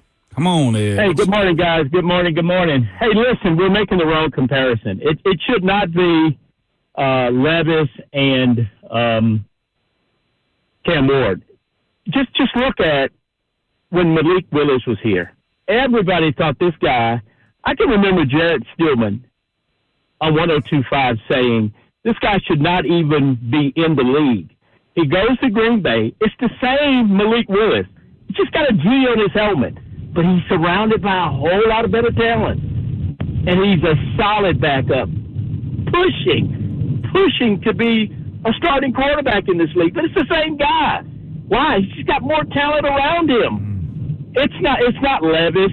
It's not Cam Ward, guys. We got to have to. Do you remember when Derrick Henry could not even get on the field because of DeMarco Murray? That's the kind of talent we had on this team. Derrick Henry couldn't get on the field, guys. Think about that. We have no running game. We're last in NFL. Thank you, Ed. I'm not going to sit here and defend anyone's opinions that certainly that are not on this station. You're not going to ever hear me do that. Come on, Ed. But, yeah, I mean, Malik Willis is a good example of nature versus nurture. That's true. He's got crazy nurture around him right now. 100%. The Titans are going to try to find and hire a Matt LaFleur to try to have that similar level of elevation. The system, the weapons, the offensive line. You're going to try to surround Cam Ward with a better situation to see that level of growth. Yes. Yeah. 100%. How many years, though? Because that's the biggest issue that you have running into this situation. The team is so badly built that you can go on another spending frenzy, and then you also find yourself respectfully with Dan Moore, too. I don't think this front office is going to sign off on a spending frenzy. It's just not the way they want to do business. It almost has to happen. You got to build through the draft. You do. You got to start if you hit on another draft class like this one, this team will be better next year. It'll be better in 27.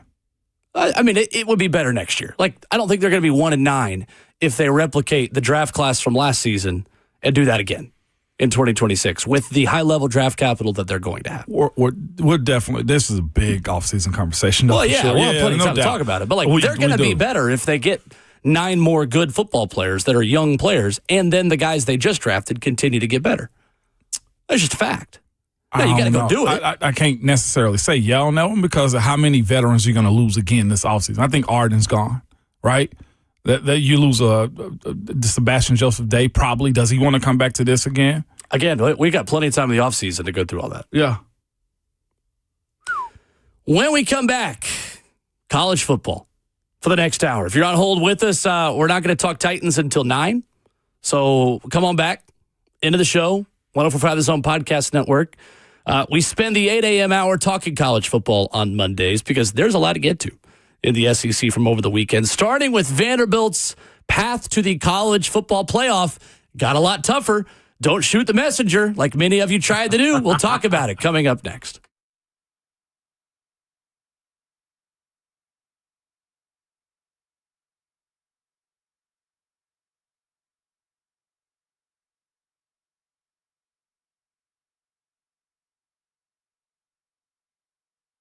If you're thinking about buying or selling in the real estate market in Nashville, you're thinking about relocating, Bernie Gallerani is the guy you need on your team. For Daniela, the home buying journey couldn't have gone any smoother. With help from Bernie Gallerani Real Estate, she found her dream home on 5 acres in just 2 weeks. From Gallatin to White Bluff, the team worked tirelessly to find exactly what she was looking for. Their quick responses, attention to detail, and genuine care made the experience easy and enjoyable. That's what you're going to get with Bernie Gallerani. You're going to get an easy process of buying and selling your home. Daniela couldn't be happier with the results and gives them 5 stars all the way. If you want a team that makes finding your dream home simple and stress-free, call Bernie Gallerani Real Estate today. Visit BernieGallerani.com. Learn about his guaranteed sale program. The number is 615-428-2644. Bernie guarantees to sell your home in 30 days or less, or he'll buy it with no risk to you. 615-428-2644 or online at BernieGallerani.com.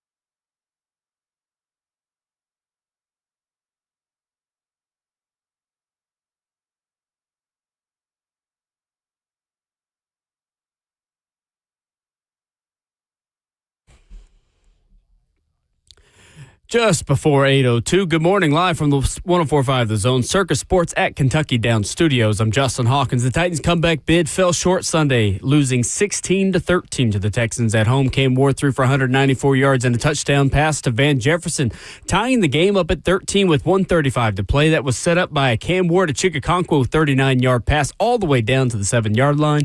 But then the Texans drove the ball down the field, kicked a 35-yard field goal as time expired to win it. Both Calvin Ridley and Jeffrey Simmons returned Sunday for the Titans. Simmons recorded 3 tackles, 1 tackle for loss, and a sack. Ridley caught the first pass of the game for the Titans that went 13 yards, but he suffered a broken fibula on the play and now will miss the rest of the 2025 season. The Titans are 1-9 on the season. In college football on Saturday, Tennessee beat New Mexico State 42-9 and moved up 3 spots in the AP poll to number 20. Texas A&M narrowly escaped South Carolina at home, winning 31-30, and Oklahoma on the road in Tuscaloosa upsets Alabama 23-21. Oklahoma moved all the way up to number 8 in the AP poll. Meanwhile, Alabama falls to number 10. Monday Night Football tonight, the 2-7 Raiders host the 3-5-1 Cowboys in Las Vegas with kickoff at 7:15 p.m. Central. You can hear Westwood One's coverage right here on 104.5 The Zone starting at 7 o'clock. For all your foundation repair and waterproofing needs, you got to go to USSTN.com. Breaking news at once on your home for the Titans and Vols. This is 104.5 The Zone.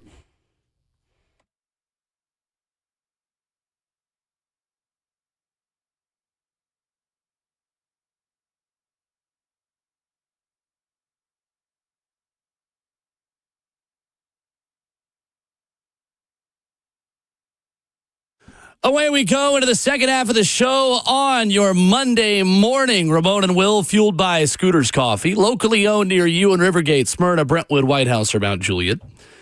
Amazing people, amazing drinks, amazingly fast. 615-737-1045. Talking college football for the next hour.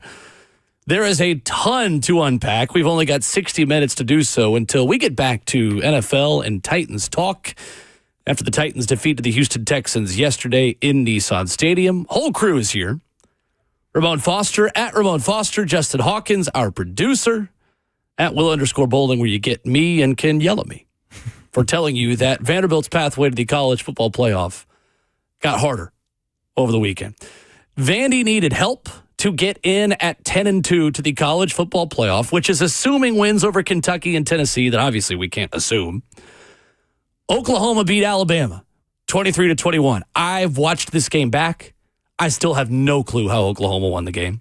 Defense. Notre Dame beat Pittsburgh. They handled their business.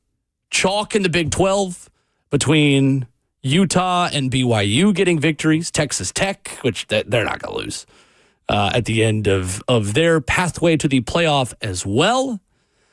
Ramon, Vanderbilt, according to ESPN's playoff predictor, has a 10% chance to make the college football playoff if they finish 10-2. Because can I stop you right there real go quick? For it. Please I just want you to, like the old DJs in the mixtapes used to do, run that back, okay? Because I want you to say who said that so that it's not perceived that you are hating what Vanderbilt's odds are. And because there's a loud conversation about us doing this job and saying you're anti-Vandy. No. We're talking sports. So take us back real quick and say who said what about their odds on doing it, just for clarity. I am not. This is not Tennessee mathematicians. These are not University of Tennessee graduates. This is a 4-letter network called ESPN, Ramon. ESPN, as I call them. ESPN making a factual statement. All right, let's do it again. Let's say it slowly. ESPN's playoff predictor gives Vanderbilt a 10% chance to make the college football playoff. I'm going to do you one more, Ramon. I'm going to give you their chances if they go 10-2. And that's winning the next 2 weeks. ESPN's playoff predictor allows you can go too. If you want to head to ESPN.com, if you're on your desktop, if you're not driving right now, head online, ESPN.com. You can click win this game. All right, spits it out. What are my numbers?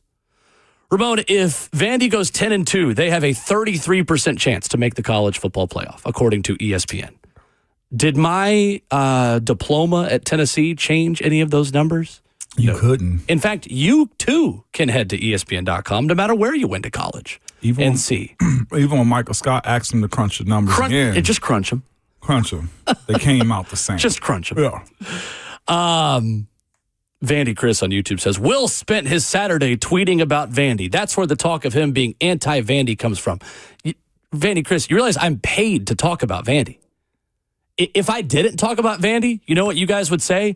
Talk about Vandy! How dare you not pay attention to us? We're still here. You can't have it both ways. I'm going to talk about Vandy. If you don't want to see it, you are welcome to head to twitter.com and hit the unfollow button. It's almost like you can curate what you want to see on your timeline. Mm-hmm. If you don't want to see me talking about Vandy, don't follow me.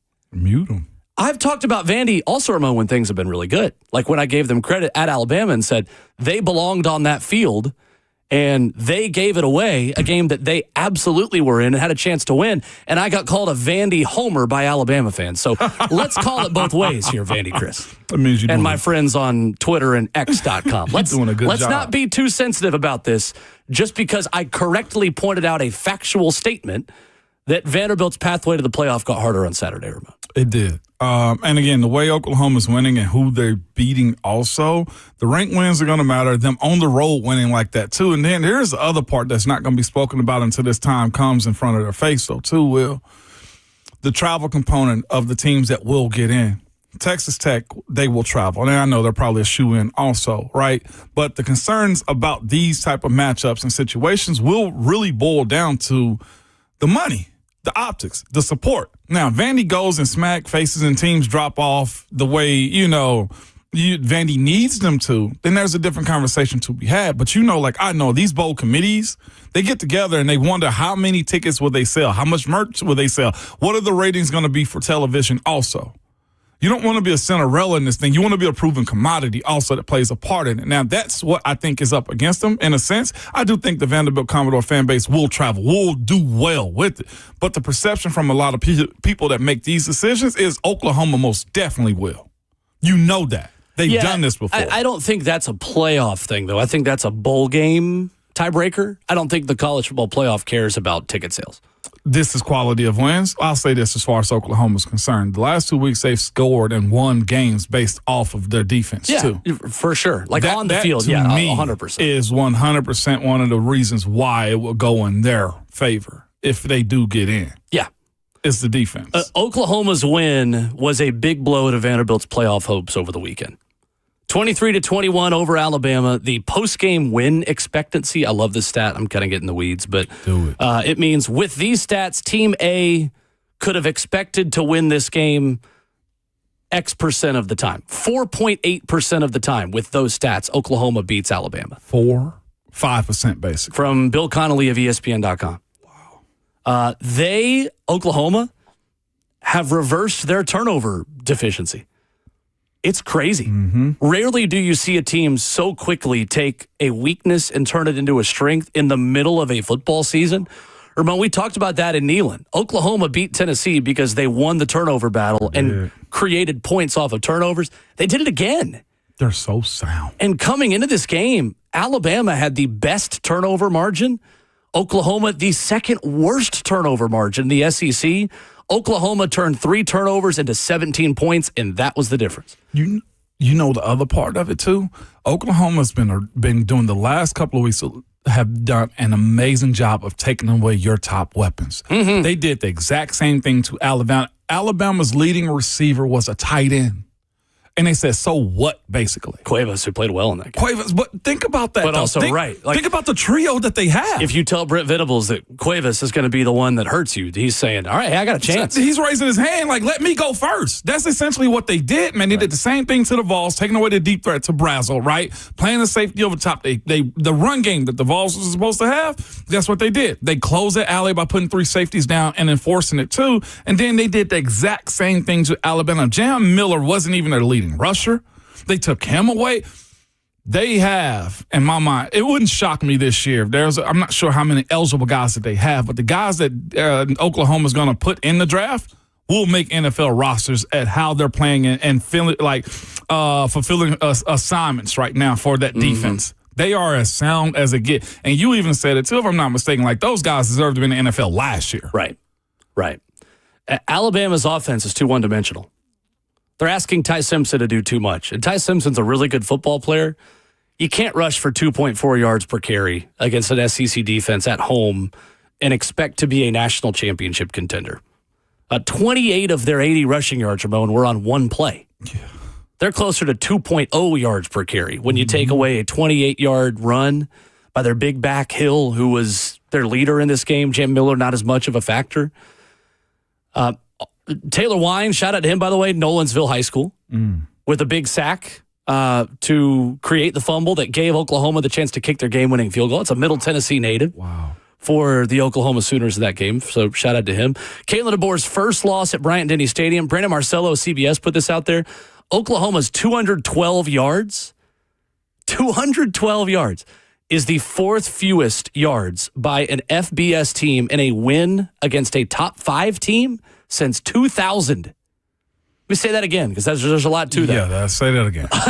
Oklahoma's 212 yards is the fourth fewest in a win against a top 5 team since 2000. That's insane. They're basically at the fence. And the fence is rickety as hell, okay? And they're begging somebody to cross it. It's the way they're playing football right now. They are a junkyard dog type of team. John Mateer doesn't have to do much at all. He doesn't. He's sporadic. He's not making big mistakes either. He's not throwing it to the other team as much. It was who did we have on? I think it was the Oklahoma Sooners beat writer. Tyler McComas on the ref in Norman, yeah. He said that the issue that Mateer had is when he came on campus, he wanted everybody to watch him do work, not realizing he had a support system that he didn't have at Washington State. And now that he's realizing it, not turning the football over, being strategic in how they run that offense, and they're benefiting from it because he's just chilling. That D is not because they beat the Vols, most definitely. But Ty Simpson had over 300 yards passing and they lost. Turnovers. Killed him. No one is immune to their C performance just automatically being a win or a loss. Like, everyone can get got. We've talked about it all season, Ramon. We've got to retrain our brains when we watch SEC football, and that includes Nick Saban-less Alabama teams. You can get beat on any given day by anybody in this league. Anybody in this league. That's true for Vanderbilt on Saturday against Kentucky. That's true for Tennessee when they go to Starkville or play at home against Arkansas. That's true when anybody plays anybody Kentucky beats in this Florida. Conference. Yeah, right. All right, and then Florida pushes Ole Miss. Like any given Saturday, you can lose in an SEC game. The floor and the ceiling, there's just not as big of a gap between those two as what it used to be. Oklahoma's supposed to lose this game. Listen to this real quick. And it's kind of box score watching the game, but I feel like it adds more context. 100%. Go for it. Oklahoma went 3 for 13 on third down. Let that sink in. And won. And won in Tuscaloosa. Oklahoma also had 5 penalties for 37 yards. Alabama had 2. Let that sink in. Alabama had the football for almost 34 and a half minutes. Oklahoma had it for 25. And they won. You're not supposed to win those types of foot games. But, of course, the context is the turnovers that Oklahoma forced. Right, the defensive scoring that they also had on top of it, and the fact that Oklahoma's defense took away their best 3, maybe 4 options. It's one thing to take away one guy, but when you're talking about taking away Ryan Williams, right? Jermaine Bernard, like we're no college team is doing that. Let's go to Vandy Chris on the phones. Was talking with us in the chat. Give him a chance to give a response. Good morning, Chris. Good morning, fellas, and let me preface this call by saying you guys have absolutely been fair to Vanderbilt all season long. I greatly appreciate it. I think other Vanderbilt fans do too. Thank you. Hear me out on this. The math for Vanderbilt to get in the playoffs, okay? You're looking at an Alabama team that can't run the football. It's very likely that they get beat by Auburn in the Iron Bowl. That'll be 3 losses. The only 3-loss team I can see jumping Vanderbilt and getting in the playoffs would be Texas, with wins over Vanderbilt. Agreed. And Oklahoma, and I think they beat Texas A&M. So you almost can't leave that team out. Sure. But the Big Ten right now is only getting 3 teams in. That leaves room for 5 from the SEC, and the 10-2 Vanderbilt is going to be in that discussion. They're very much going to be in the thick of things. Yeah, no one's arguing that. What do you do? what do you do with Texas with 3 losses versus all the 2-loss teams?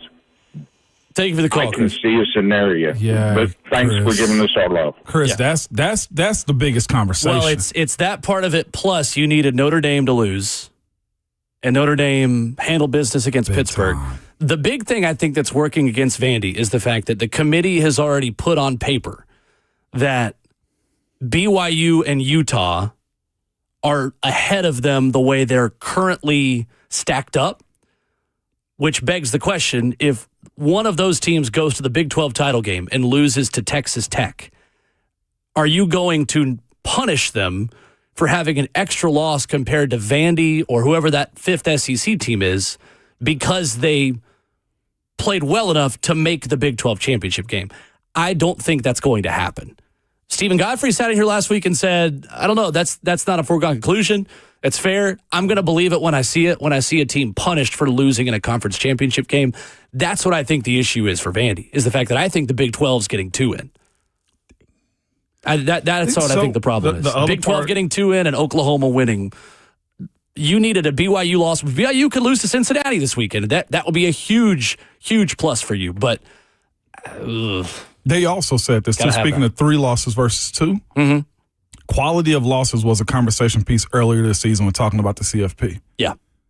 That's where it's going to get sticky for Vanderbilt, in my personal opinion. There is a chance, and that's all you really need. Yeah, Heck, for the Vols. There is still a chance. UT 100%. needed a chance last year, and we got that. Mm-hmm. That's all you're asking for. 100%. There's just this idea that 10-2 in the SEC automatically gets you into the playoff, and there's just no truth to that. There's no truth to that. Tennessee, if not getting some help last year, also would not have gotten in at 10-2. They got help when Florida beat Ole Miss. Coming up, we'll talk about Tennessee. They were in action, homecoming, a little bit of a sleepy game, but handle business. Plus, there is a team peaking at the right time in Athens that we'll talk about as well coming up next.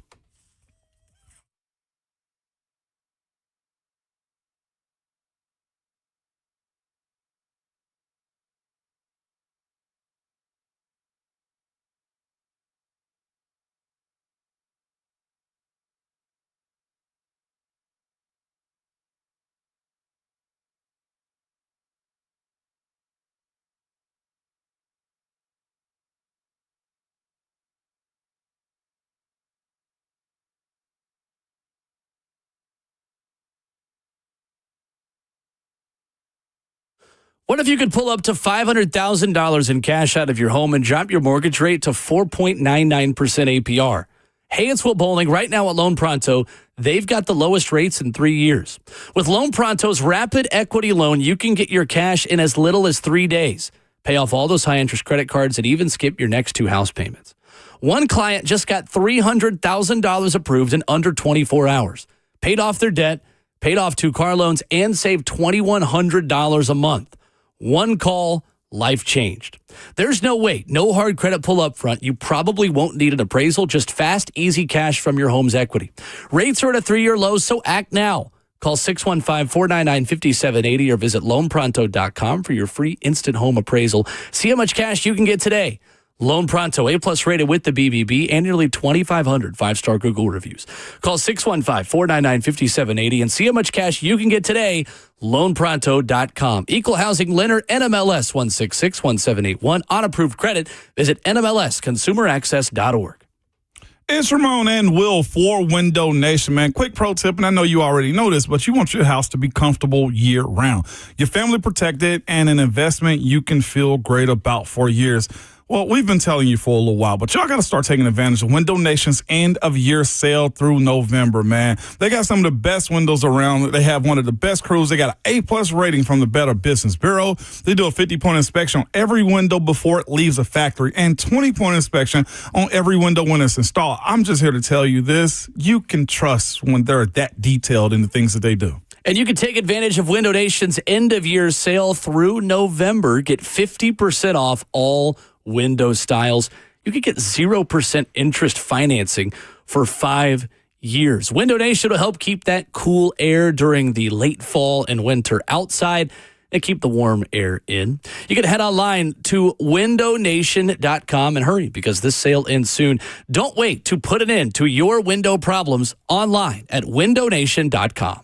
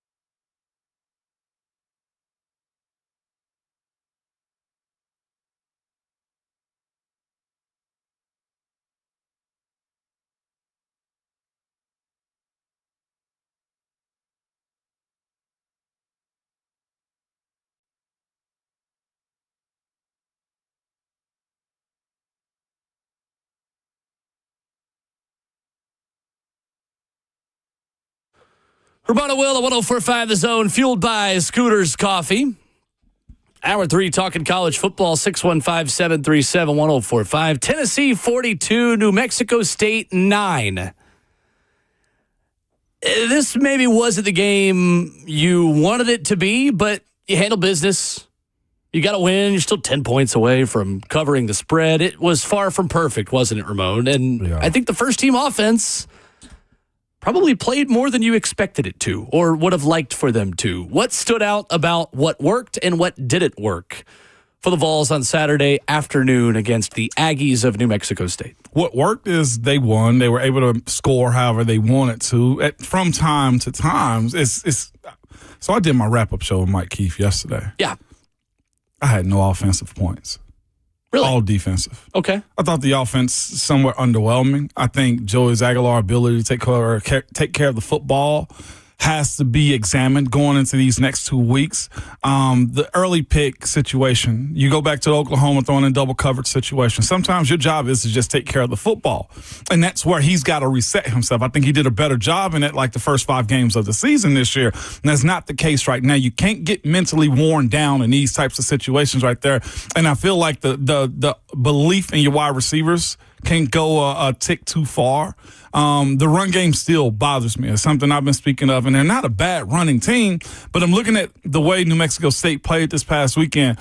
Mike Keefe said on our broadcast that their defensive coordinator changes the defensive scheme each and every week. He puts in a new defense. Wow. That new defense up front was their defensive line for New Mexico State stunting. They moved more up front, and the guys didn't do, in my personal opinion, a good job of picking that up and moving the line of scrimmage the way I thought they should have. Now, again, if their defensive coordinator from New Mexico State is a team that puts in a new defense weekly, kudos to them. Great on him for trusting his guys. Sure. But your ability to see it and adjust early on in the game has to be taken seriously if you're going to win these next 2 weeks. And like I said, that early pick where you tried to force the football, whether it was behind the tight end, I think it was the tight end, or not, it can't be allowed. If I'm talking to Joey Aguilar about that performance defensively, though, I actually enjoyed it. I thought it was really good tackling again. I thought their ability to play football, Ty Redmond had the ability to show that he's playing better. Talking to him after the game, he was just like, tape is what I'm watching. Reps is what I'm getting. Yeah. And he understands that the slant, which I thought it bled a little bit too much over the course of the game, but their ability to pick one off and be Johnny on the spot and get guys down was good enough. The defensive scores are huge. I still am looking for them to get back on track with sacks. I do think that early reputation in the season that they had, as far as getting to the quarterback, kind of faded or fizzled because teams said, we're not going to allow you to just do that to us anymore. Well, they're giving rush lanes up through the interior of the pocket where the edge rushers, I think, are still playing decently well. Yeah. But the interior of Tennessee's defensive line, I think, has been a little disappointing this year. Yes, it has. But I will say, David Hobbs, though, different animal. David Hobbs had his best game in a Tennessee jersey on Saturday. That's he was a match. A game record. Yes, he had a series of 4 straight tackles in a row. 2 pass deflected, and he was outstanding. Him and you know who else I'm going to at the second level. Jaden Perlotti. That guy is going to be a really good football player. As soon as he get the mental. He's not perfect, but he plays with the speed that Tennessee has needed at linebacker for years. They've not had a fast bullet linebacker like that. Ramon, correct me if I'm wrong, since A.J. Johnson? Probably, yes. I was hoping you said somebody before Mayo because, Lord, that'd be way too long. No, but Tennessee's had some good inside linebackers at that time. I think Arion Carter is fast. I think Arion Carter is a good all-around linebacker. Jaden Perlotti is a different kind of linebacker that Tennessee's not had in a while. Who came out as some had him as a 3-star, some had him as a 4. It's not a perfect comparison. A.J. Johnson's a different kind of player. I just mean from a speed standpoint. Is that a fair? Tone setter? To that point. To have a tone setter like him? Nope. Who can also cover. I ain't seen that. I love the flashes he shows. Let's start on offense. Joey Aguilar's picks are concerning. You can't just throw it up on first down. And it feels like maybe Tennessee's lack of run game is forcing Joey Aguilar to try to do a little too much. And I think the cockiness of your wide receivers, too, from Heupel's standpoint. Agreed. Yeah. I think that Tennessee is not riding the hot hand well enough at running back. Brent Hubbs wrote about this at VolQuest yesterday. I totally agree with him. It is a little too formulaic and systematic with rotating guys in and out. I need more Deshaun Bishop in the run game. Yep. Deshaun Bishop started the game with an 11-yard run, a 5-yard run, an 8-yard run, and a touchdown run. He was rotated out after the run for 2 series, then 12, 5, and 1. Peyton Lewis and Star Thomas's carries, 4, 12, 6, 3, 2, 2, 1, 4, and 2. That has to get fixed going to Florida, because Florida is not good at stopping the run. They have given up 225 yards per game on the ground. That is your pathway to beating the Gators that we'll talk more about as the week goes. I think Tennessee's got to manage the run game better. I don't know if they're trying to fulfill some promises they made in recruiting. I don't know if they feel like it really gives them the best chance to win. I don't know if Joey is maybe putting them in heavy boxes. It's late shifts at the snap. I know there are different factors than just who's in at running back, but I think that's something that they can control, Ramon, that they're making poor decisions on. Deshaun deserves it. Deshaun Bishop has earned it. He is running back 1. You as a coach need to trust that. You as a coach make the hard decision. I know, listen, I'll take you to McDonald's after the game. We all do that to our kids, and then we drive right by McDonald's, okay? Like, that's what I'm saying. It's okay to say, I will, McDonald's. But it's also the ultimate, processing of this game is to be dominant and to win. And if Deshaun Bishop is your bell cow. Yeah, and he is. Let the bell ring a little bit is what I'm saying. For sure. And again, here's the thing. About every game that he's had, his averages have been insane. Yeah.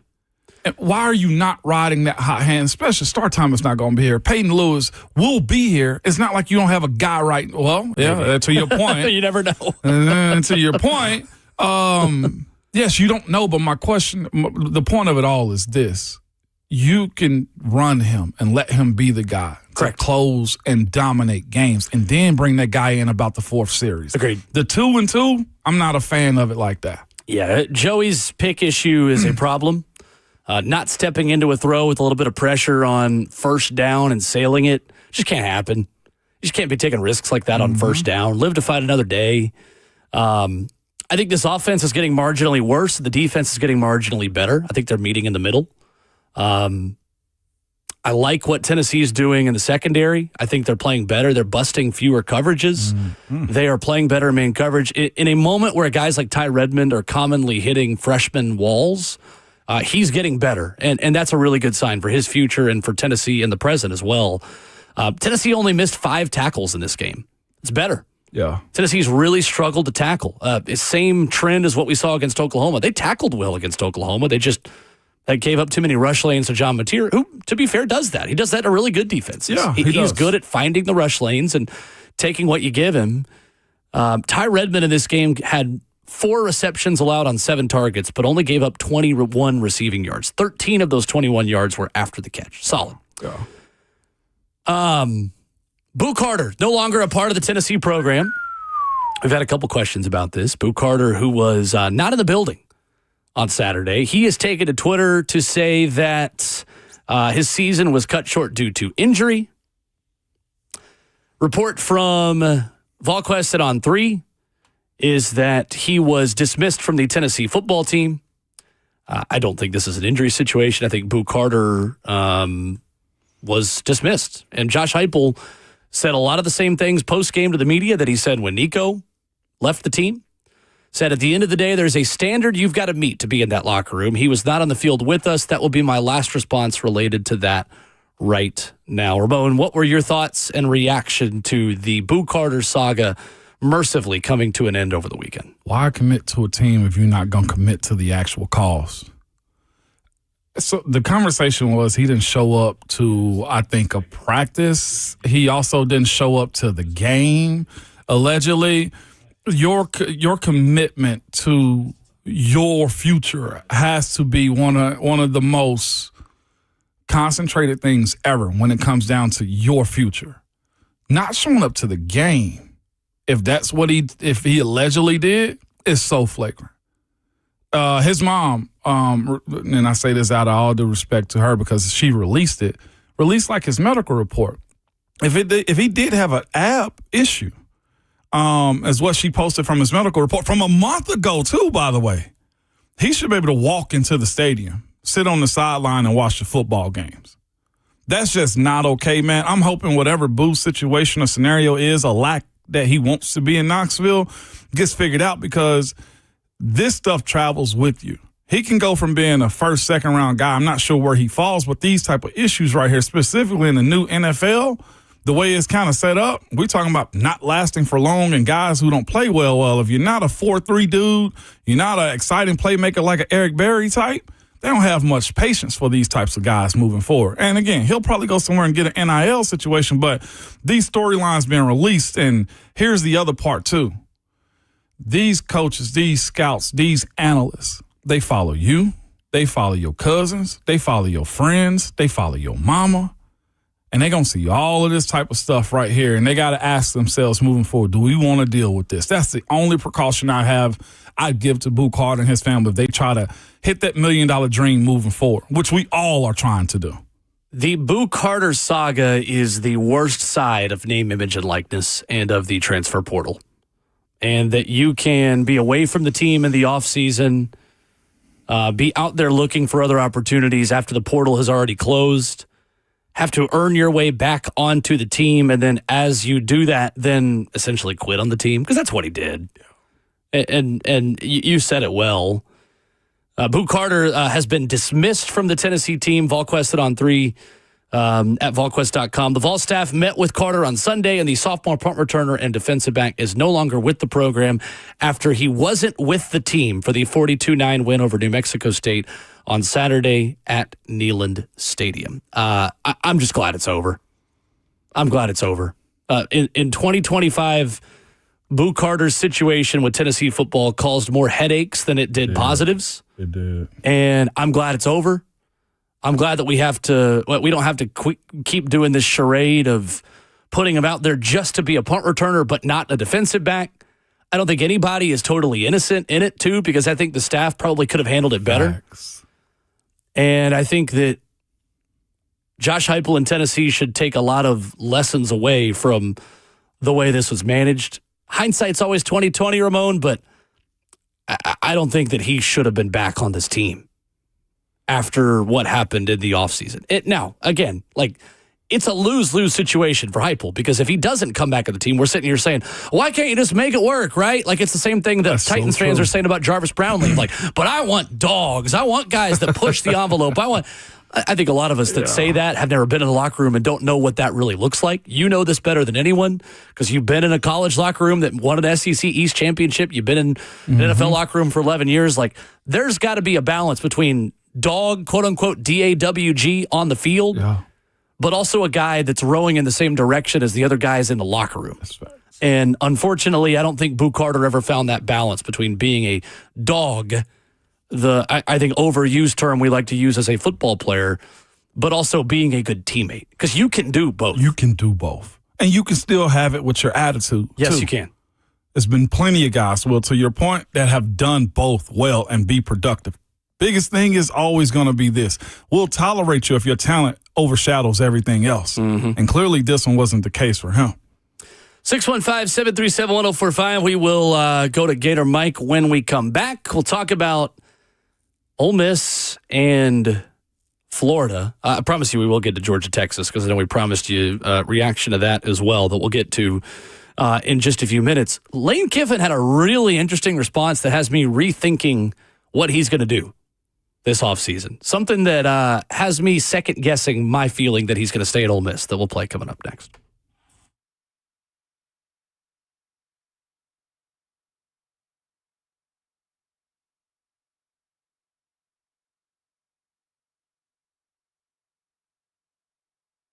It's Ramon Foster for Hiller Plumbing, Heating, Cooling, and Electrical. Man, nobody wants to deal with a plumbing, HVAC, or electrical emergency at all.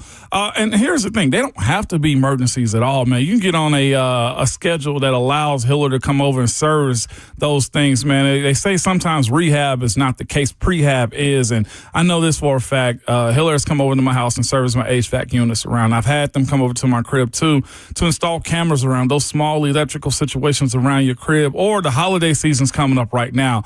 And if Big Unc is coming over and likes to have a big plate 4 times throughout the Thanksgiving holiday, well, you're probably going to have a plumbing issue, man. Have Hiller ready to go whenever you need them, man. They're one of the best companies around.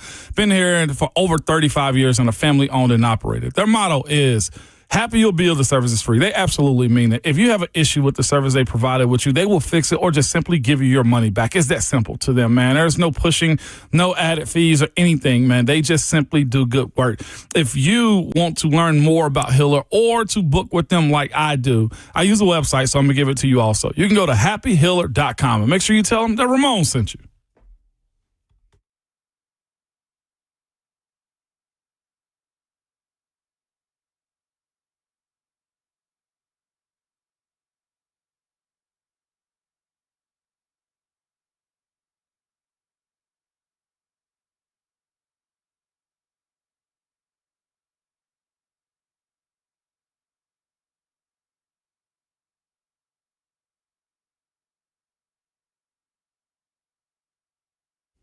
Genesis Diamonds presents the Holiday Love Event, the biggest and final sale of the year. It is this weekend, Friday, Saturday, and Sunday. You can enjoy store-wide savings of 20, 30, up to 35% off engagement rings, earrings, pendants, bands, and bracelets. This is the biggest and final store-wide sale of the year. If you've lived here for a while, you know this is the event that everybody waits for. Acclaimed designers will be here with their entire collections. Even luxury pre-owned Rolexes are included in it. 0-interest financing also available. And the staff at Genesis know they can all break the rules during this 3-day, $30 million sale. So get moving on the fall engagement proposal also, or shop early for Christmas, or reward yourself now with a stunning Rolex watch. Whatever the occasion, don't miss this incredible savings event. Up to 35% off Genesis' already amazing everyday low prices, store-wide, colored gemstone, the latest designer creations, diamond classics. Get the best price of the year. It's 3 days only. It's this Friday through Sunday, exclusively at Genesis Diamonds. They're located in Green Hills and Cool Springs.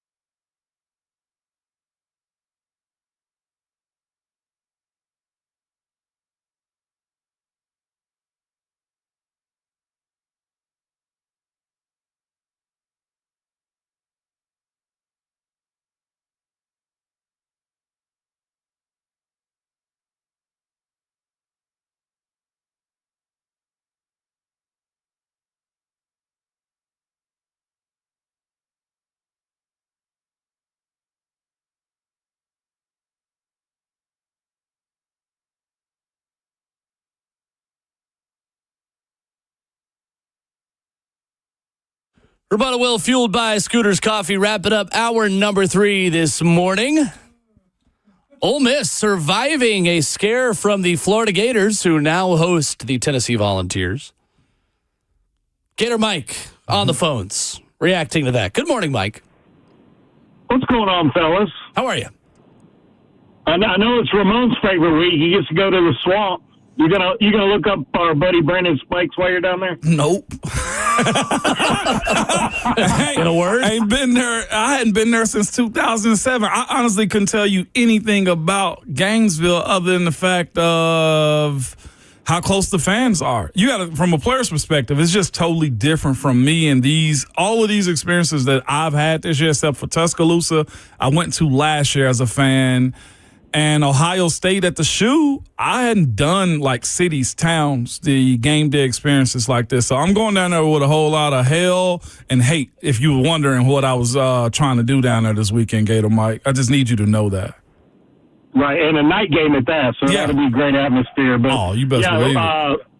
Will, I think I know what you're pertaining to. That press conference didn't sound like a statement of Lane staying. No, it did not. We're going to play that audio here in just a minute. Yep. Yeah, anyways, it just drives me bananas, but that's what's great about college football. I mean, how Florida can look like, Jekyll and Hyde, right? Georgia and Ole Miss, they look great. Kentucky, they get blown out. It just drives me bananas, but I love the fight they had, being with all the injuries around. We were without our top 3 receivers.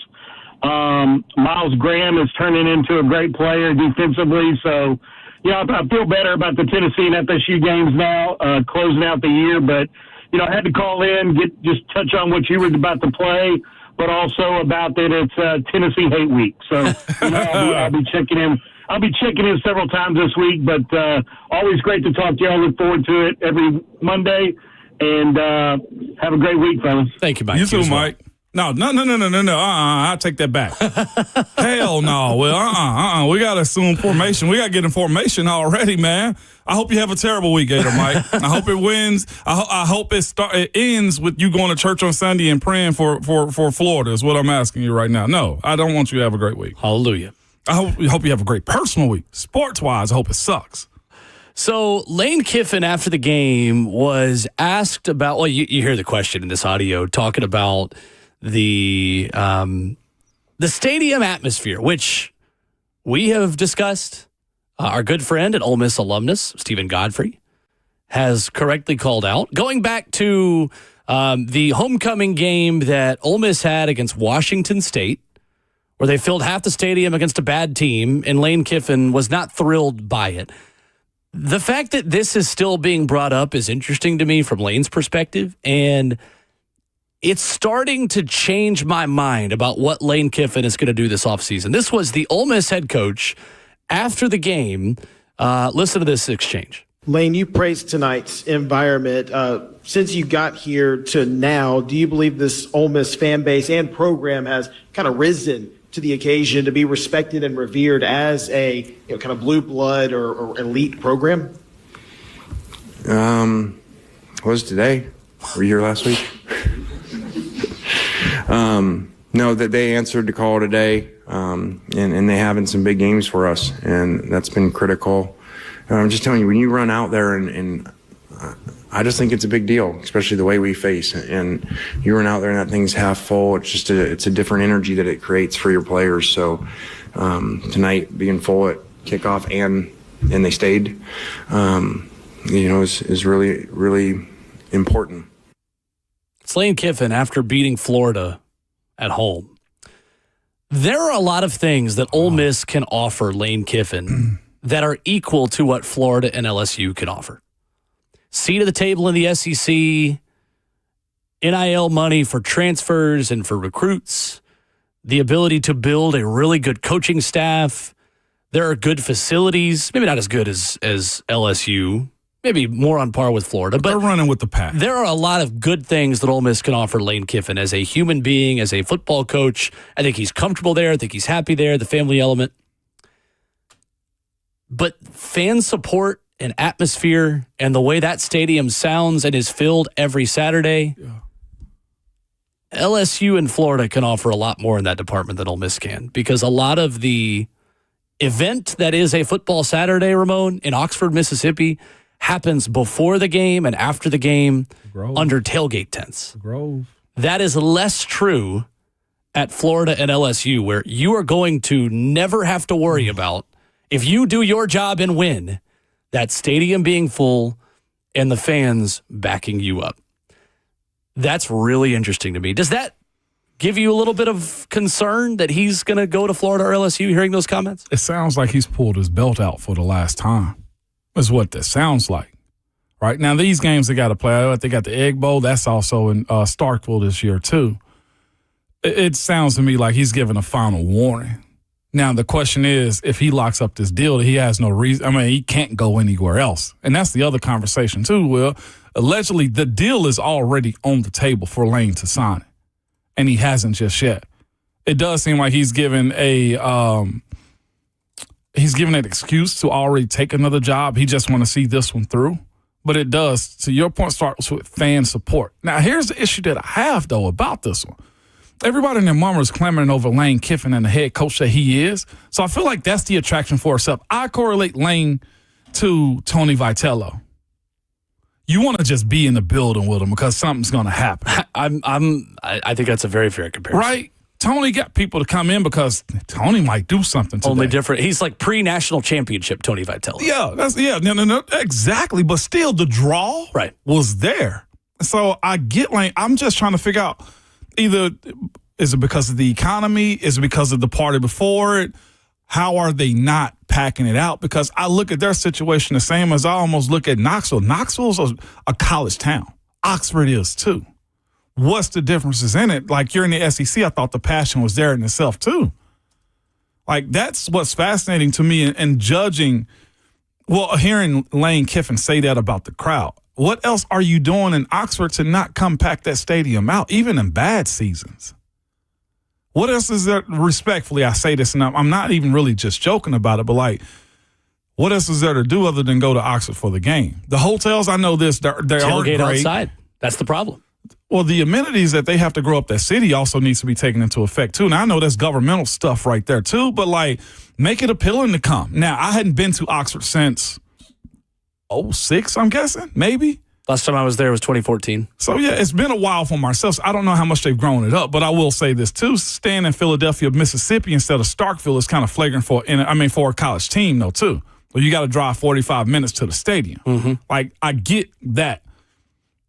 If Mississippi wants to continue to be a premier football school, then I think he needs to go to Capitol Hill in Mississippi and speak about the development of it, too.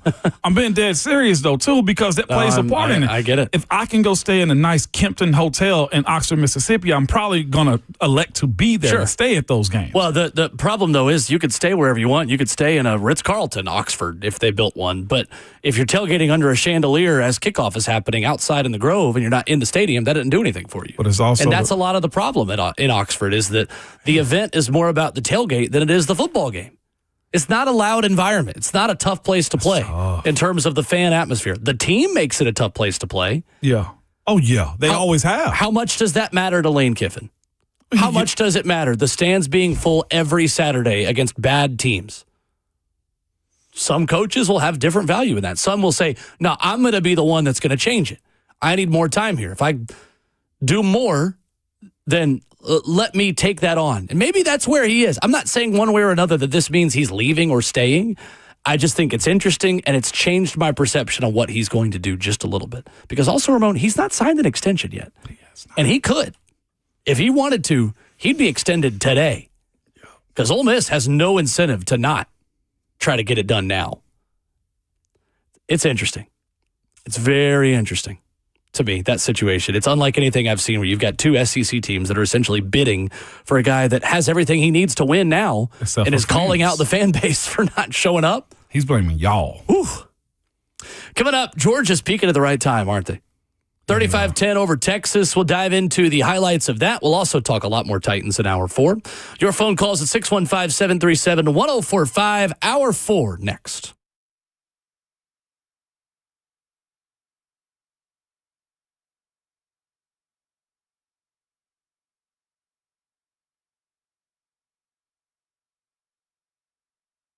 It's Ramon Foster for Medical House Calls. That is the website, medicalhousecalls.com. They're available to you 7 days a week. Yes, that is Monday through Sunday, 7 a.m. to 8 p.m. Well, they have same-day appointments available to you or next day guaranteed. I'll make it even easier for you. You have your phone on you. You can just type this in, 615-838-2375, and start the process of setting up an appointment right now. They do everything that you possibly could want, man. Active recovery IVs from your workouts. You can also, man, just the idea of packing the kids up and going to the doctors, or guys, you just don't want to get off work and go to the waiting room. Guess what? They make it easier for you. They will come directly to where you are if you set the appointment. They can take care of all things, man, with a simple call. They are trying to be your concierge for medicine. Simply put, you get an evaluation, full exam, treatment plans, and prescriptions if you need it. Athletic recovery, as I told you before, rapid rehydration if you've been out just having a grand old time and you got to get back to a reset so that you can function the next week. They do all of it. MedicalHouseCalls.com. I trust them. You should too. And make sure you tell them that Ramon sent you.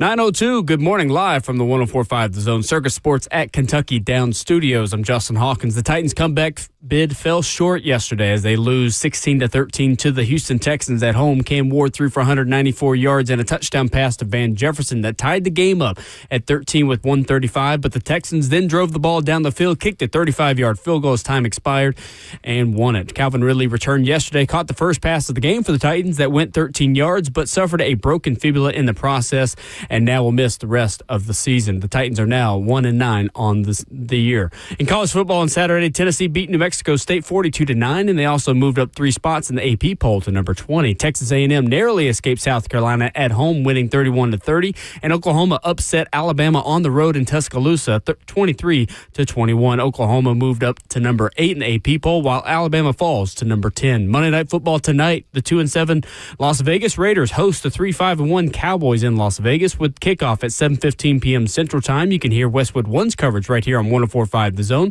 and that all starts at 7 o'clock. For all your foundation repair and waterproofing needs, you got to go to USSTN.com. Breaking news at once on your home for the Titans and Vols. This is 104.5 The Zone.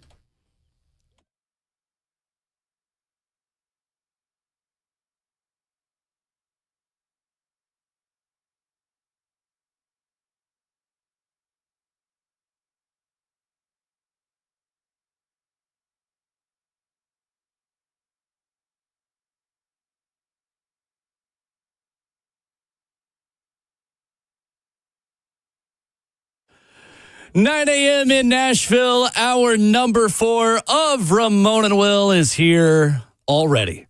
At the blink of an eye. 615-737-1045. 60 more minutes left. More NFL discussion. More Titans talk. The Titans said they wanted to get better on third down coming out of the bye week. Did they? We'll dive into the specifics of what went right or wrong coming up. Ramon Foster is here. Justin Hawkins at the controls. Will Bowling, 615-737-1045. I hope you love us just half as much as Josina Anderson loves Shedeur Sanders. If so, then you are a diehard listener. If you are unfamiliar with what I'm talking about, just search Josina Anderson on Twitter. You'll find out pretty quickly.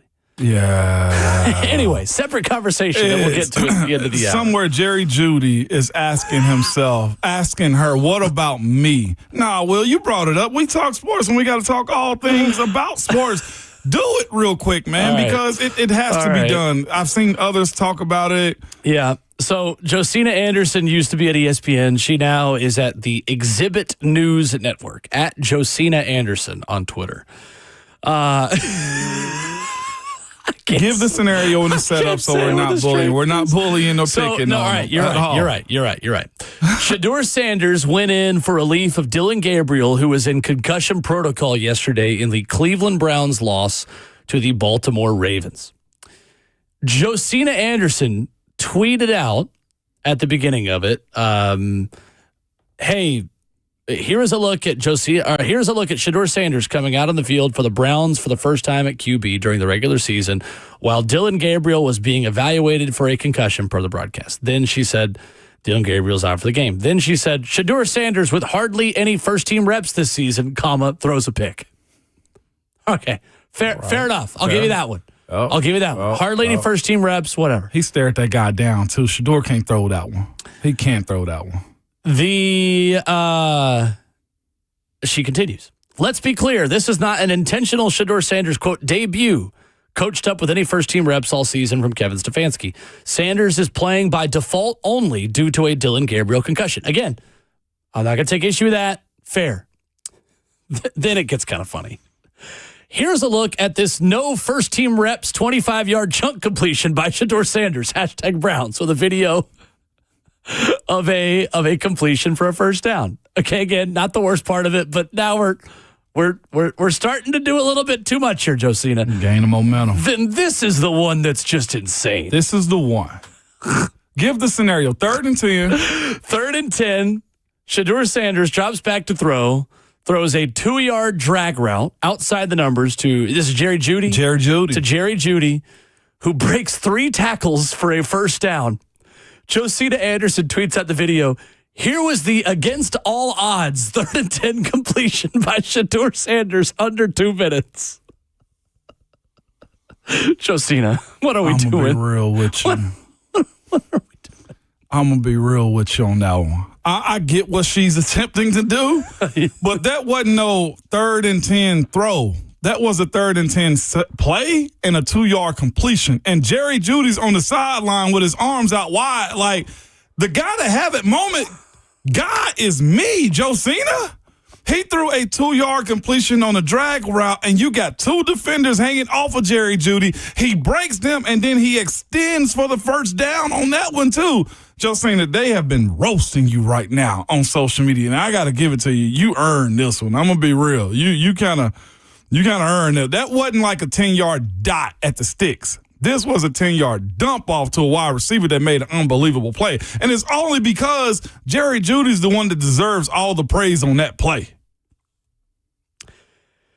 Daniel Oyefusi, the writer covering the Cleveland Browns for ESPN, said Kevin Stefanski confirmed that the second half of today's game was Shedeur Sanders' first snaps with the starting offense since he was drafted by the Browns. Josina Anderson tweeted, confirming just for the record because it was obvious. Guys, backup quarterbacks don't get first-team reps during the regular season. They don't get no reps in the regular season. They may get team versus team reps, and that's, hey, Titans defense versus Titans offense. That's as far as it goes. After the end of August, I don't know what Josina or others expect. If you're going to be critical of Kevin Stefanski for not giving Shedeur Sanders first-team reps, that conversation ended in August. Yeah. Now is not the time to prepare Shedeur Sanders, who was a 5th-round pick, to play starting quarterback. I don't understand exactly what Kevin Stefanski has a job to do to prepare guys who are starters to play.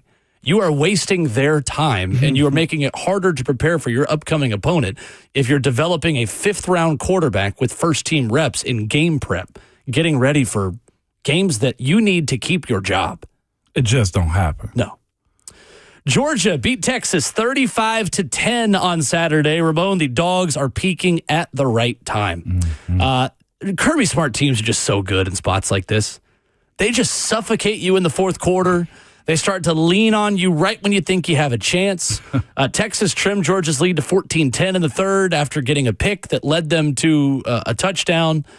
Gunnar Stockton then marches them down the field, 30-yard touchdown pass to Nashville native London Humphreys, followed by a successful onside kick. The stones it takes to kick an onside kick in that moment allowed Georgia to put the game away. Gunnar Stockton needs to be in New York for the Heisman finalist ceremony. He's checking that box. 24-29, 229. His pick was only his 3rd of the season. He now has 27 touchdowns this year, 19 through the air, 8 on the ground. Georgia, Ramon, including in this game, has trailed in 7 of 8 SEC games and is 6-1 in those games.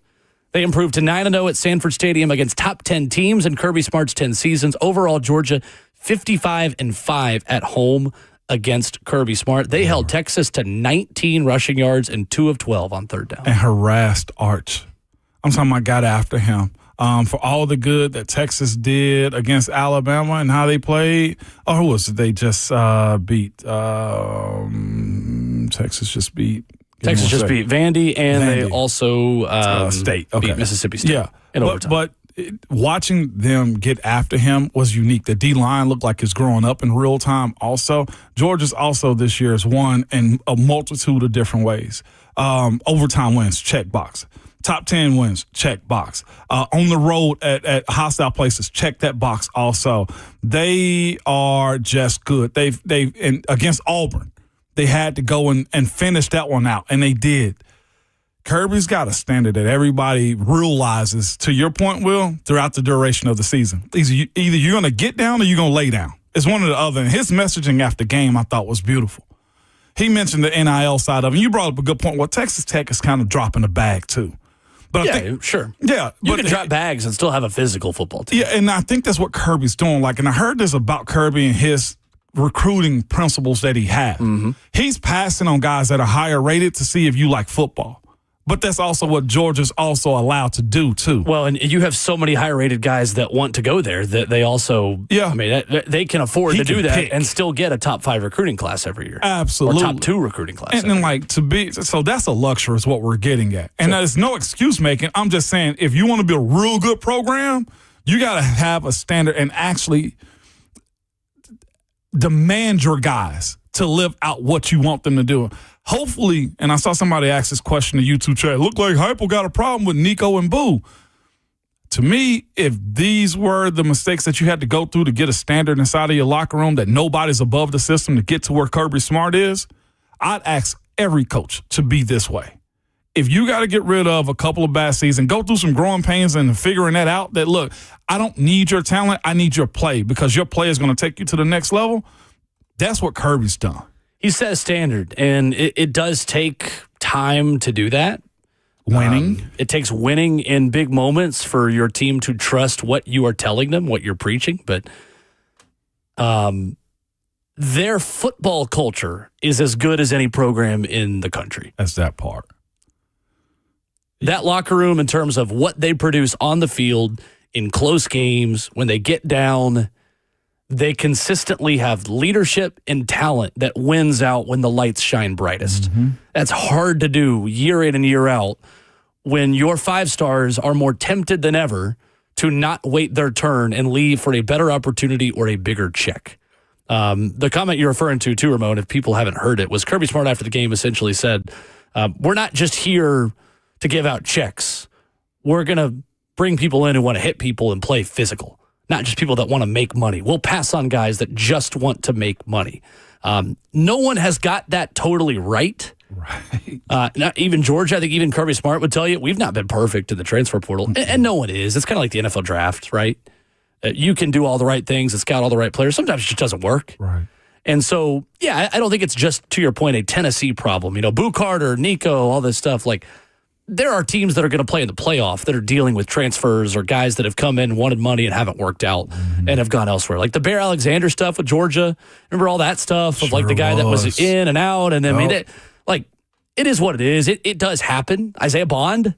Another guy goes Georgia to Alabama to Texas, I believe. Miami's dealing with it. Clemson's dealing with it. I mean, everybody has it. It's not just any one problem. Like, everyone's dealing with guys that want more than what they should want and are walking into coach's office wanting a raise that they maybe haven't earned. But it feels like that's happening less at Georgia than anywhere else because their culture on the football field in that locker room, again, football culture. I'm not going to get into all the driving stuff and the rec, because in that sense, their culture stinks.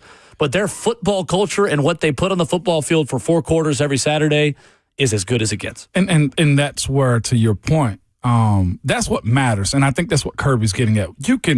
I know he's had a death that's happened because of that off-the-field stuff, but the ones that are buying in on Saturdays, he ain't got a problem at all. Yeah, he doesn't have a problem in that context, even though he does big time off the field. I was watching that Mississippi State game just to see what that offense would do against them.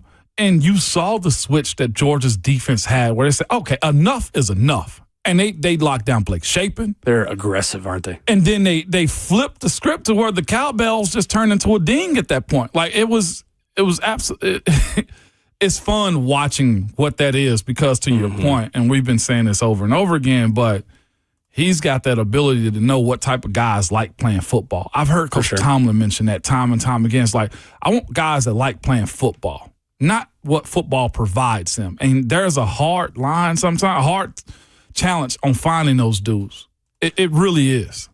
Back to Titans discussion when we come back. 615-737-1045. What's wrong with the Titans run game? We'll hear from Jeffrey Simmons. You hear from Cam Ward. We'll catch up on maybe some things on Titans and Texans we have not yet addressed coming up next.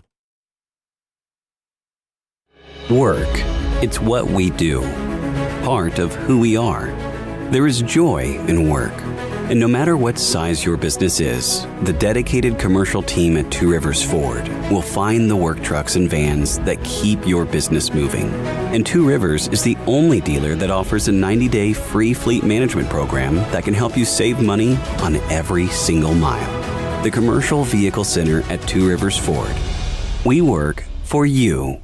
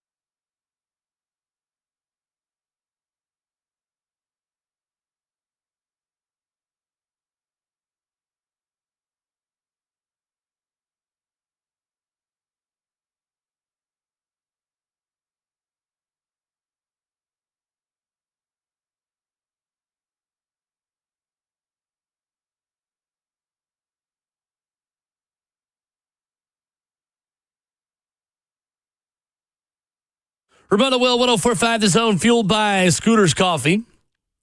Locally owned at Rivergate, Smyrna, Brentwood, White House, or about Juliet. Ramon Foster and Will Bowling, wide open for your Titans thoughts on Cam Ward, on the offense, on things being conservative, on Jeffrey Simmons' comments, which we'll play again coming up in a minute if you missed it earlier this morning. 615-737-1045. Ramon, yesterday, Tennessee Titans running backs carried the ball 14 times for 25 yards. Tony Pollard had 10 carries for 22. Tajay Spears had 4 carries for 3. What's wrong with the Titans' run game? Offensive line not doing their job, period. You think it's more on line than running back? It could be both. I look at them blocking sometimes, and I don't know the ins and outs of their blocking scheme, so I'm not going to act like or overly criticize them for that. But when I look at them and watch them win one-on-one matchups, what was it, the 3rd down and 3? It was double teams on the right side. You had, I think, had Dan Moore kick out. JC was moving. I mean, not JC. Cush was moving up to the second level, and Peter Skoronski got beat on the one-on-one as a tackle for loss situation. On the shotgun run to Tajay Spears on 3rd and 3. So you have that scenario come up. Now, here's the other side. Titans did get a field goal there. That was to go up 6-0 at the start of the 3rd quarter. Those guys are in a situation in which they get checks in Houston, too. They get checks in Seattle also. So it's got to be more consistency when it comes down to winning those blocks. When do you get to a point to where the expectation matches what their potential is? And they're not there yet. This group has been together. This group has been raised by Coach Bill Callahan, too, and we've seen zero benefit from it. Well, and here's the other part, too. When you also don't overly commit to it, how many attempts was it yesterday to run the football? 17 carries. But 3 of those were scrambles from Cam Ward, so really 14 carries. It's hard to catch a rhythm when we're only running the football 14 times a game. You say what you want to about that. That sucks. As an offensive lineman, I can't get my footing. I don't know how to fit this guy up. And then when you're asking me to run on 1st and 10, duh. That's an obvious run scenario right there. Give it to me on 2nd and 7. Now we can start cooking a little bit more. Now I put them on their back foot. There's a lot of things aesthetically wrong with how they're doing this. And, yes, I'm going to blame the offensive lineman because I do trust that those guys have the pedigree to win. Kevin Zeitler's been in different places to where he's won these. The expectation that J.C. Latham is a part of this, the strong side that I would have called it this year is not good. And then the other part, too, where the running back's supposed to – that's what I don't know. Where they're supposed to hit the gap when it comes down to them running the football. Sure. Where's the cutback for them in those moments, too? But it's just not enough dubs and consistency of running or calling the run. Do you think they have too many slow-developing run plays? Is this a schematic and schematic? Is it a scheme issue, or is it, again – primarily on the offensive line, not moving the pile or not moving the line of scrimmage as much? It shouldn't be an issue because here's the thing. You know when you're going to run it. The tendencies are there. I will still go back to those guys have to be able to move bodies when you call those plays no matter what. I will also say this, too, to the coaches who are calling those plays. Just because it's 2nd and 7 doesn't mean you got to drop back and throw the football. Give it to them again. There's no ability, Will, to your point as far as the scheme goes, handing the football off, tossing it if you want to, slow developing runs where Cam got to go stretch out all the way to the left side to hand the ball off. There's no ability to be successful when you consistently don't call it. 14 running reps a game? That's a bad. Well, I don't blame them, though, because they're averaging what, like a yard and a half per carry on those reps? They got to help themselves. They got to do something else. They got to help themselves also. The offensive line does. If the least performer, well, I guess the most surprising aspect of this team, aside from having a rookie quarterback, it has to be the offensive line. I don't think nobody that follows the Tennessee Titans, nobody that looked at how this offensive line was set up, nobody that knows ball expected this group to be this bad. No. Period. On YouTube, Brandon writes in, F&M Bank Chat is where you can join us on the 1045 The Zone YouTube channel. Says, Titans run game is getting blown up because 2/3 of the center guard triangle is not playing football on an NFL caliber level. Cushenberry and Zeitler have not looked like the players they used to be at all. I think the poor play from Zeitler has also hindered Latham, and his play has suffered because of it. Because it is so hard to evaluate guard play statistically, Ramon, and I do have a stat to add insight to it from PFF in a moment. From your perspective, has Kevin Zeitler played poorly this year? Yeah, he has. There's not been any consistency in it. His pass pro has been iffy. His run blocking hadn't been elite enough. Is it the product of a team being bad? But he's played for bad teams in Cleveland, too, and Detroit. I just think Father Time has kind of caught up to him a little bit. I also think there's been a bad offense. Hasn't helped him at all either. But his performance, man to man, just has been, if I was judging above the line or below the line, it's been below the line. Kevin Zeitler, according to PFF, has a 66.8 run block grade. That ranks him 23rd out of 79 guards who have been graded. To the top third of guards this season in the NFL. Lloyd Cushenberry ranks 34th out of 37 centers in run block grade. 34 out of 37? Again, Pro Football Focus, not a primary source. That's why I asked you, Ramon, first, because Ramon's eyes, to me, are the primary source on this show, and then we'll go to PFF to add some insight into it. I do think it creates a need, maybe at center, that you hoped wouldn't be a need going into this upcoming offseason. I mean, has Lloyd Cushenberry shown you enough at center, Ramon, this year for him to keep that job next season? Or do you kick the tires on a Tyler Linderbaum of Baltimore, who is reportedly far away from an extension and would be the next big money center? Or do you draft one? Or do you hope Jackson Slater? Like, again, there are needs that I think this team had in yellow or red that they knew they were going to have to address in 2026. I don't know if center is one of those. I think you're running back with Lloyd. Okay. I do. Because if you change him out again, that means Cam's got a new coordinator, new coach, and a new center. And coming back from injury, I mean, we've got to have proper context with this, that he tore his Achilles last year. Yeah, he did. You running back with Lloyd, in my personal opinion. I agree. I think with a different scheme, I think with better talent around Cam that allows him to get the ball out more quickly, I do expect the Titans to also address running back this offseason. Mm-hmm. You're in a position to get out of the Tony Pollard contract for, I think, no dead money. I didn't know that. Tajay Spears is around also going into the final year of his rookie deal next year. Again, we're not going to do offseason radio before the offseason, but the fact of the matter is there are players on this team who are starting and playing and battling for spots on the 26 team for the rest of this year. And I think Lloyd Cushenberry is one of those. I think he can control his future as a Tennessee Titan with the way he finishes this season. You know what you can ask him, though? Because this is a part of business. You can ask him to take a pay cut. There's always that option. And then you force his hand. Okay, oatmeal better than no meal. What you want to do, you want to get, I'm not sure what his salary is, you want to get $6 million, or you want to get $6 million, and you want to go and prove it somewhere else and probably get $3 million. There's always that option. I'm not sure what his number is. I'm not sure if he's an $8 million guy center or what, but you take that down to $5 million, there's always that option. That happens more times than it's not announced, and then teams like to let be out there too. Lloyd Cushenberry, the Titans have it out this offseason for $9 million of dead cap money. He is due $12.5 against the cap next season and $16.5 million against the cap in 2027, set to become a free agent in 2028. Lloyd Cushenberry this season is in year 2 of a 4-year, $50 million contract, guaranteed $26 million at signing. Sounds like you asked him to take a pay cut. That's a tough ask, though, for a guy to stick around on a team that is not very good.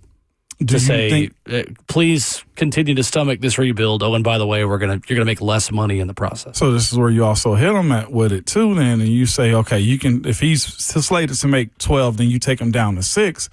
Well, with the way he's played this year, he's going to go somewhere just above minimum. That 6 is a whole lot better than 3 somewhere else, unless he just don't want to lose here. If that's the case going into the 2026 season. Let's hear from Jeffrey Simmons talking to the media yesterday after the loss to the Houston Texans. Very honest in speaking about his frustration. Can't have that many false starts. We need to be better. I mean, we can't keep sitting up here saying the same thing, trying to sugarcoat it for the media, for anybody. And I said it in the locker room, I said it on the field. I'm tired of sugarcoating. I mean, we need to be better. At the end of the day, we need to protect Cam better.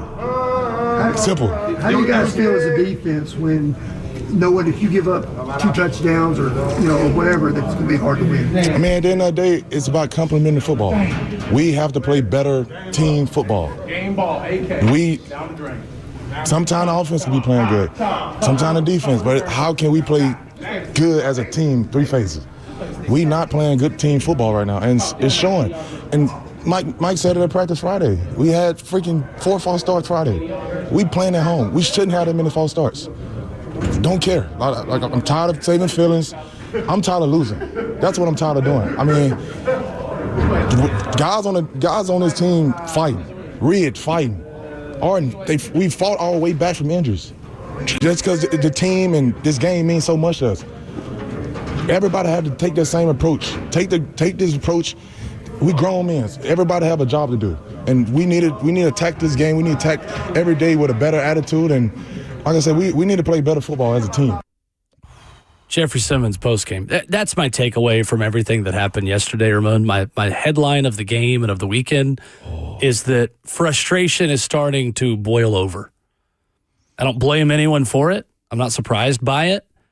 But we're at that point to where the defense is starting to look over the offense and say, guys, really? That's what you got? After all the opportunities we gave you in 2 straight 3-and-outs? That's the best you can do? Now I'm interested to see how the team, how the locker room, and how the offense responds to that honesty. Cam Ward, I thought, handled himself well at the podium. Said, yeah, I'm frustrated too. Said, I'm right there with Jeff. I'm backing him up. He's my teammate. I feel the same way. How do they respond to it on the football field, being challenged by the leader of the team? What sucks is Seattle's also got that type of defense. Sure do. All I heard in the second time hearing that audio from Jeff was they going to get whoever the head coach is, if the front office were Gonzi, Chad, ownership didn't hear Jeff, they need a hard culture resetter coach. They need a very respected guy. They need a guy that's going to set a standard of what a Tennessee Titans, no, screw that, what an NFL practice looks like. What hitting the weight room means. Fundamentals. Not false starting. You heard it in the background that time, though, too, from whoever that was talking in the background. AK. What do you call it? AK. Game ball. Because of the offense, is basically what they're saying. Talking about Arden Key having a sack. Down the drain is what they said. Yeah. It's a long way to climb back out of it. But Jeffrey Simmons saying it the way he did is offense. Y'all suck is what he wanted to say. Jalen on YouTube says, this is why I say Jeff will not be re-signing with the Titans if the team continues to be this bad. Well, he's under contract, and he's not a free agent anytime soon. I think the question and where your point is fair is he going to sign an extension to that contract, being this frustrated and not seeing signs of progress? That I'm willing to talk about, but he is under contract until 2027 or until 2028. There's also an off season 2027. Yeah, where this conversation could get loud for him. Let's go to Titanomics on the phone. Hey, Titanomics. Good morning, gentlemen. Morning. Hey, shout out to the chat on YouTube first of all, but then I want to shout out Cedric Gray. He is ranked number 3 currently with the most tackles in the NFL. Depending on the source, what I'm looking at right now, I think ESPN is 102 tackles. He got to make the Pro Bowl. Those are my bright spots. If DK can finish out, he'll make the Pro Bowl. So I just want to give a shout out to these young guys. I'm looking forward to the future. Tighten up. Thank you, Titanomics. Appreciate the call. I agree that Cedric Gray is, from an individual perspective, the success story of the 2025 season on the Tennessee Titans roster. The guy is just really, really good. He's really, really good, Ramon. Yeah, he is. And from a 4th-round draft pick to developing what he's turned into right now, you need more of those on the roster. You do. On top of hitting your 1st and 2nd-round picks, you need more Cedric Gray types, too. Cedric Gray is going to turn himself into a bona fide second contract guy. Here's the thing, though, Titanomics. What sucks for him, guys on bad teams like Cedric Gray, they usually are the 3rd or 4th or 5th option for the Pro Bowl. I think you're right. And the way Cedric has played, he deserves more light. He absolutely does. But it don't happen when you're well below 500 like this and somebody will make an excuse, well, he's supposed to make all those tackles. Heck, everybody's moving the ball on him. And that ain't fair to Cedric either, though. But that's just how it happens. 8 tackles for Cedric yesterday, a tackle for loss. He is consistently breaking records for production at the inside linebacker position set by guys like Stephen Tulloch, who was in the broadcast booth yesterday, by the way, before the game. Nice to meet him. He was the legend of the game, getting the crowd fired up. Did a nice job. Who's this again? Stephen Tulloch, inside linebacker. I do remember. A dang good one. Consistently putting himself in Tully and Keith Bullock and really Azeez Al-Shire production numbers, because Azeez had a heck of a year here in terms of production. And, no doubt. And total tackles. But yeah, you need more success stories like Cedric Gray. You need more football players like Cedric Gray, and the Tennessee Titans will be better for it. Tucker's in Hermitage next. Hey, Tucker. Morning, Tuck. What up, guys? Ramon, I had a question for you just about the false starts. I mean, that's just one of the most frustrating things for me as a fan watching is at home crowd. I know it's not, there's a lot of away fans there. I mean, it's not loud enough to have a false start, but it just keeps happening. So, I mean, is that more of a coaching thing? Is that more of a player thing? Who's the O-line coach now? And is that something that the next coaching staff is going to want to change, as in like the O-line coach? Thanks, guys. Thank you, Tucker. That comes down to practice etiquette. I do know Cam said afterwards they working, and JC did too. They were working on a new cadence to try to get that defense to slow down. Those are the things that you do. I think the repetition of how they were doing the cadence or the switching up was unnecessary, because all you do is we're going to go on 1, 2, or 3. Don't change up what you say, blue 82, and then it goes wide 82. Like, you can't do that. You can't change your pitch and how you do those types of things. Going on 1, 2, or 3 should be standard. Either you go hard count or you go on 1. The way, I guess, the wide receivers and the offensive line, J.C. Latham, were messing it up, and also Lloyd Cushenberry, it seems to me they changed the concept of how they were doing those cadences. Now, that's very unfair. It should be one voice, and you should know what it sounds like when you're going to go first, second, or third hard count. Are they making it harder on the offensive linemen by taking it down to 1 on the play clock so much? Are they making it? Yes, they are, because now I got to tee off. Heck yes, it'd make it hard. It's a longer time to hold your water. Yes, it is, to hold your water. And I know you got to snap it. Whenever you say set and there's 1 second, I'm gone. I'm absolutely gone out of there. That ruins my point on, that ruins my ability to get movement at the line of scrimmage. It sets you up. Yeah, it really does. Under this staff, they have consistently had problems getting the play in on time. You're able to mitigate some of those false starts and some of those penalties by, again, going tempo, speeding up the process a little bit, and not getting to the final 5 seconds of the play clock over and over and over. Yeah. Now, I mean, yes, you're an NFL offensive lineman at the same time. You got to hold your water and not have 5 false starts in a game. I understand that. But at the same time, I think that play calling and quarterback play not always having to make adjustments, so many adjustments, getting it down to the final 5 seconds of the play clock as much as they do is not a sustainable way to live and have success in this league. You give me no room to work. Coming up, we ran a Cam Ward approval rating this morning that I think has some very interesting results on Twitter at Ramon and Will. We've just retweeted it again for you to go and weigh in on. Many of you have. We'll get to some of your thoughts and final call for phone calls, 615-737-1045. Wrapping up the show next.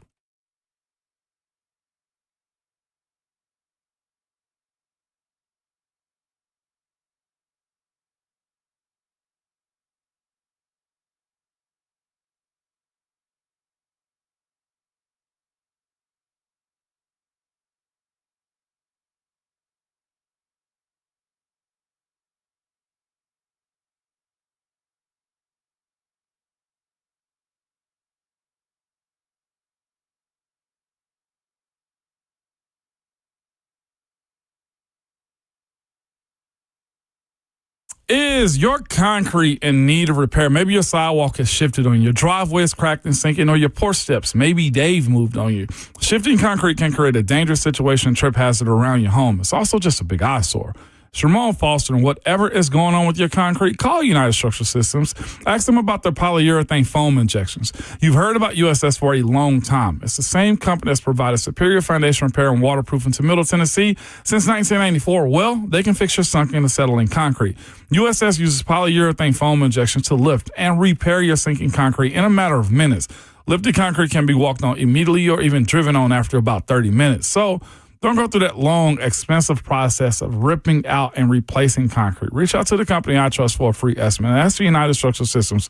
You can go to their website at ussTN.com. That's ussTN.com, or call them 615-488-7855. United Structural Systems.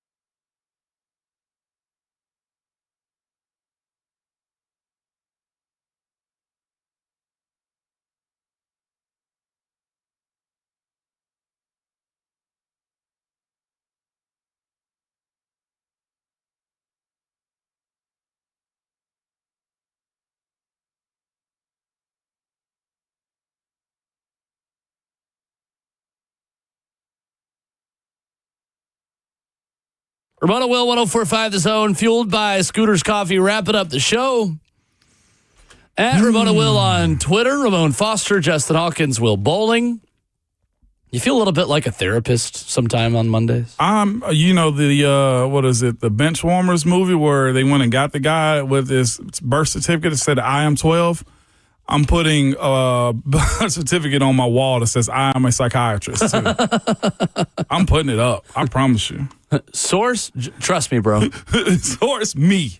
Yeah, exactly. That's Trust right. me, bro. I like that one better. The Foster School of Psychology. Yeah, brought to you by 104.5 The Zone.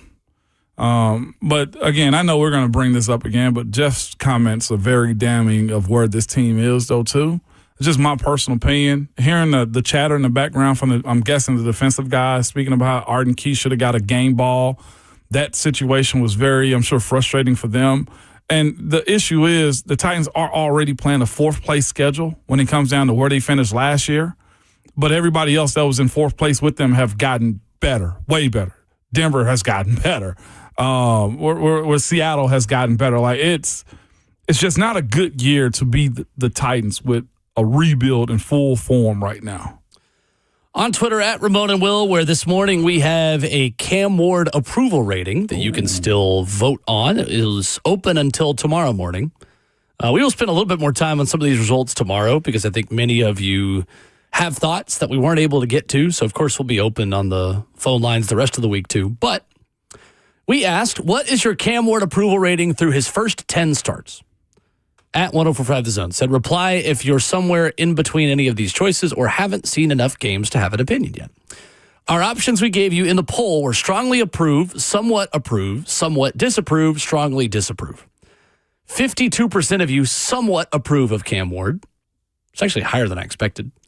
26% of you somewhat disapprove. 15% of you strongly approve of Cam Ward, and 6.8% of you strongly disapprove. Ramon, are you in one of these four, or are you in the other category of I need to see more before I have a strong opinion? Right now, I'll be transparent with you. It's somewhat disapprove. Same.